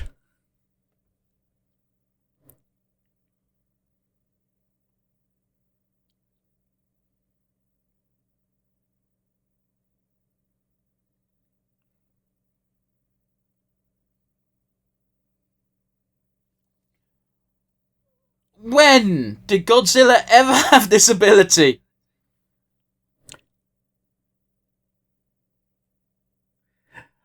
He transformed himself into a magnetic force. You know what, Rick? I think this might be a bigger arseball than the second Interpol agent. Yeah. Godzilla turning himself into a metaphysical concept. No, he's literally just given himself Peridot powers for no reason. Yeah. Just so he can bring Mechagodzilla towards him. And punch him. It's like drive me closer, I want to hit them with my sword. To be fair, Godzilla's punches are more lethal than his breath. Fair enough. I don't think he's ever killed anything with his atomic breath. Maybe a human or two. Oh, they don't count.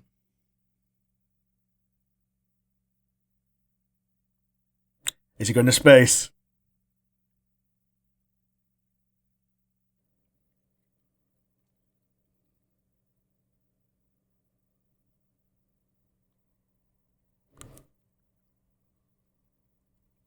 King Caesar doing fuck all. Yeah, he's just there dancing to the theme tune.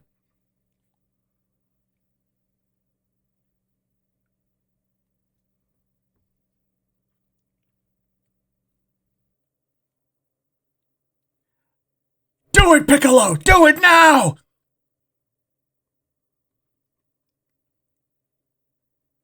Is a special beam cannon the most useless ability in all of Dragon Ball? Because I think it might be. No, it gets 2 kills.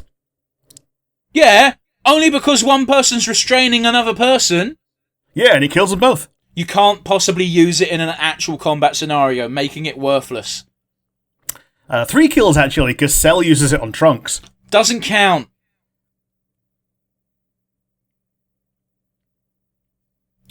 Yeah, the good thing about being a mecha is you don't actually need that.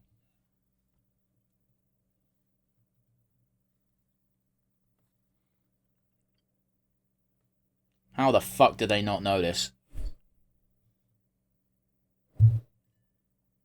Like, actually Skyrim logic. Must have been the wind. Oh, they got black blood, have they? That's a new detail. Oh no, my neck is also an ape.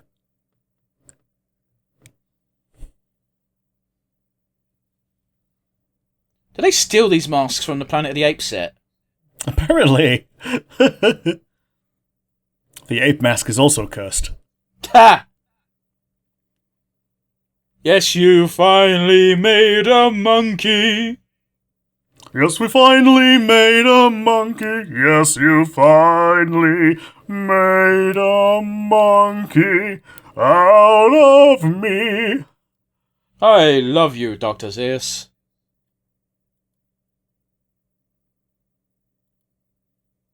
Probably describes the ending of this movie perfectly. We just resorted to quoting The Simpsons. It's a bad day at the office when that's the end of our fucking film.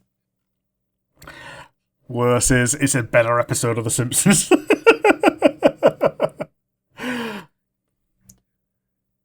It is actually one of my favourite episodes. Oh, it's up there. Gotta make sure we just completely destroy any evidence of this alien race. They will not show up again.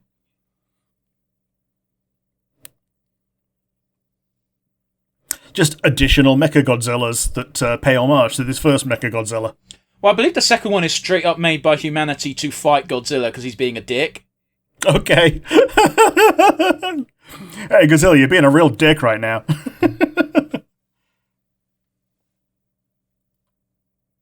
Now, if I remember correctly, Mechagodzilla 2 and Mechagodzilla 3 are both humanity's creations. Specifically to combat Godzilla, whereas like this original one is a dickhead from space. Oh, King Caesar is also going back to bed. We will not see him again. And he gets buried. He's also kind of useless. Yeah, because all he did was fill for time. Like, his prophecy has been fulfilled. We never need to visit him again. Yeah, so it seemed.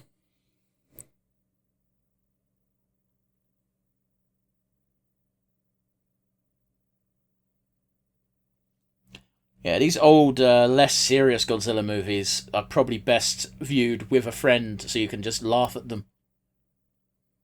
What the fuck is she wearing? She had this on at the beginning, didn't she? It was different colours in the beginning, wasn't it? Because now she looks like a fucking clown. I thought it was this colour, and like the thing that she was carrying was a similar set of colours. Well, Rick, it's been over an hour and 20. I've forgotten. You're probably correct, but I swear she didn't look this clownish.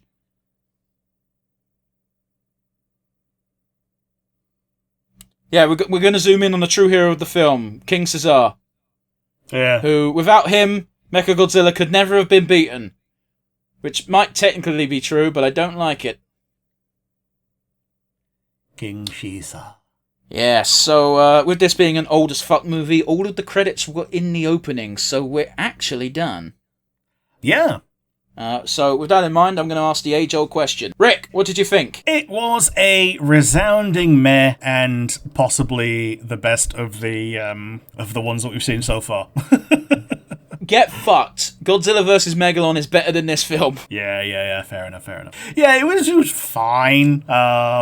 The action was all right. The human bits dragged on way too long, and I was struggling to follow almost any of the human parts. I don't think the human bits dragged on too long. I think the problem is the human bits were bollocks. Oh yeah. Like, you need a human element to these kaiju movies, otherwise it's just a big dumb monster brawl. That's just a fact. It's just, if the human element is stupid or doesn't make you care, then you failed. That's meant to be at least 50% of the movie. Yeah, it's meant to be. It's one of the reasons why the start of the latest version, the legendary Godzilla movies, kind of hit a bit of a nerve with fans, because we all thought we were going to get a Bryan Cranston charged emotional story, and then he dies 15 minutes in, and we have to just follow generic fucking army bro for the movie, and it's like, cool, this is boring. Yeah, well. But yes, do you have any further things to add about what you thought about this? Is it the worst Godzilla movie ever? No. Could it be better? Oh, fuck yeah. Now, both of these things. Bear in mind, this was the 14th movie. Like, they did a lot at this point. It's weird that they took this long to make a robot Godzilla, though. It's weird that this is the first version of Mechagodzilla, because you'd think like the second version and third version being humanity's attempt to defend themselves from Godzilla makes a lot more sense than this bollocks. Yeah, I get you. This is the last appearance of this version of Mechagodzilla. Actually, I think he appears as an antagonist on a TV show at one point, but he doesn't stick around for long. Yeah. Okay. Like, you have to canonize the entire fucking race of ape aliens, which aren't fleshed out enough for us to give a shit. Like, there are established alien races in Godzilla with their own giant monster bullshits that are way better than this, because at least you understand their motivations. We didn't really get that with these guys. Meanwhile, I did look up some of the other Mechagodzillas. Mechagodzilla 3 looks like a way cooler toy. I do agree with that. Yeah, I think that's the one called is that the one with the jetpack? It's got like guns on its back. Yeah, okay. Yeah. It's a cool one. And again, I still think Mechagodzilla from the legendary films is a kick-ass design, just because it looks like Truckosaurus. Yeah, in the Gojipedia from the Kiryu continuity. Yeah, Gojipedia is actually pretty good. It's one of those Wikipedias that treats themselves like Wikipedia, where every little fucking bit of canon thing has to be documented. You have to have a source, and it's like, fuck. Man, that's from like 2002, 2003. That's like a lot more recent than I was expecting. That's after the 1998 disaster. Yeah. But anyway, let's get to our usual wind down, shall we? Rick, do you have a standout favourite moment?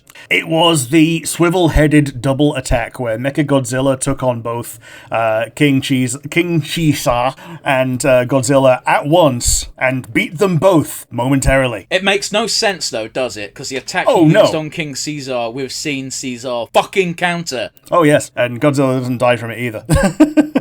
Well, yeah, but Godzilla dies like once every 30 years. It's hard to do. Yeah.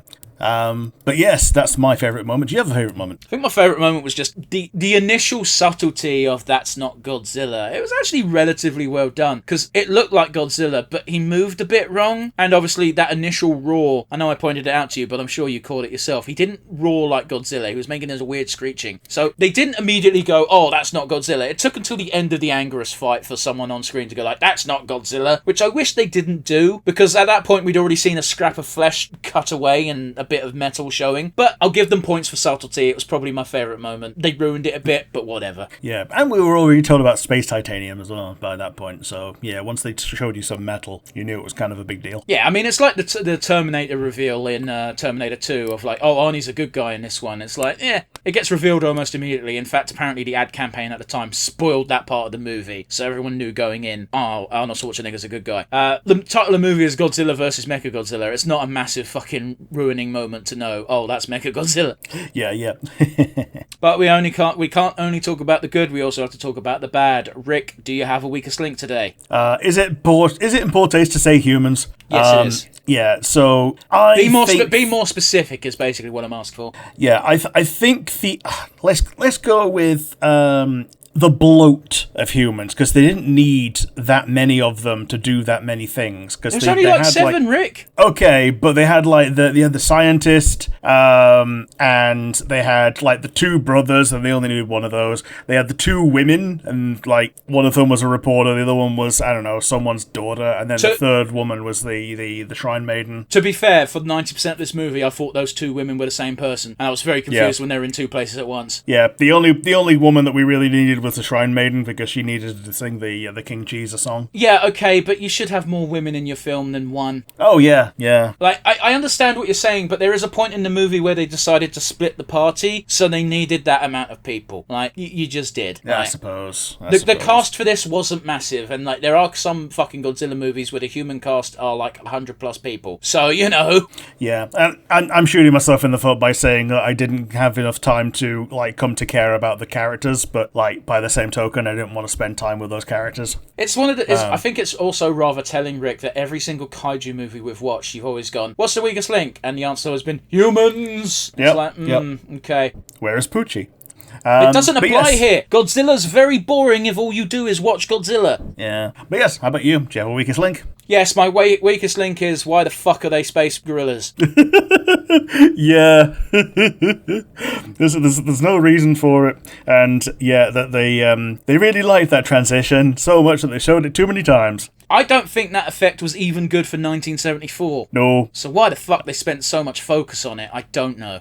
I think the most egregious one is where they were doing the choke wire, and they just stopped the guy being animated and just freeze framed it while they changed to the other costume and then resumed.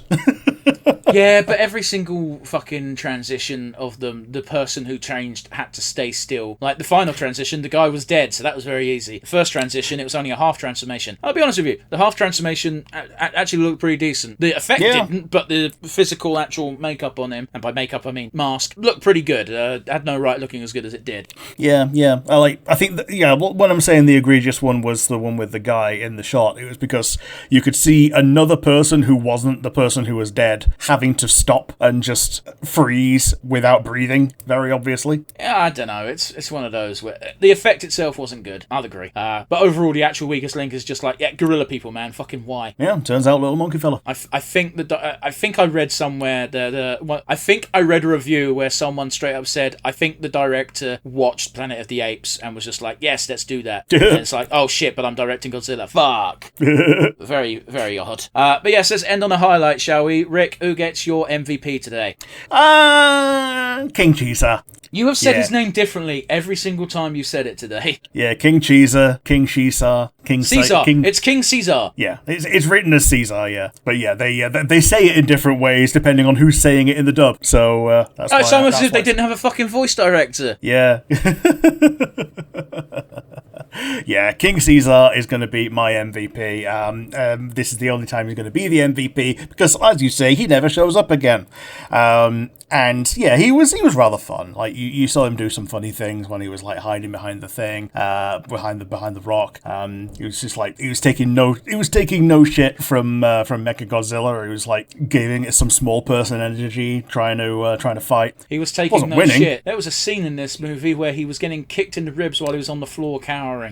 Oh yeah, he was getting the shit kicked out of him, but he wasn't being a bitch about it. He was a little bit. He hid behind a rock. Well, yeah, fair enough. Yeah. But yes, he's going to be my MVP. How about you?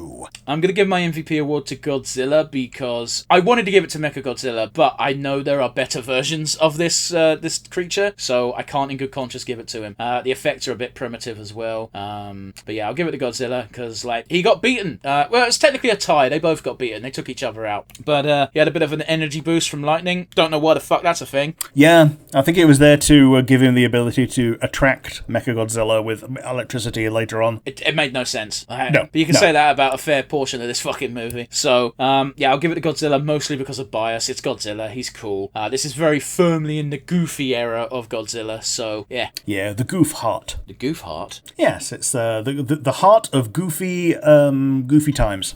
If you say so. I'm just going to let that one lie. But yes, that brings us to a close today. That was Godzilla Versus Mechagodzilla, all the way from 1974. Some of the effects don't hold up, but on the whole, it looked fine. Yeah, like for something from the 70s, I've seen things from the 70s that look way worse than this. I do think I had a pretty big budget, though, so... Yeah, fair enough. But yes, that brings us to a close today. Join us next week, where we will be doing something completely different, and something a lot shorter as well. If you like the episode and want to give us suggestions for future things you want us to review, you can leave a comment section. Yes, you can leave a comment in the comment section down below on the YouTubes or the Spotify. Alternatively, you can send an email to nonsensereviewuk@gmail.com. Be sure to give Devon a nice happy birthday. Or don't. That's fine. I don't want our first batch of emails to be random strangers on the internet going happy birthday, and it's like it's already been and gone by the time this episode comes out.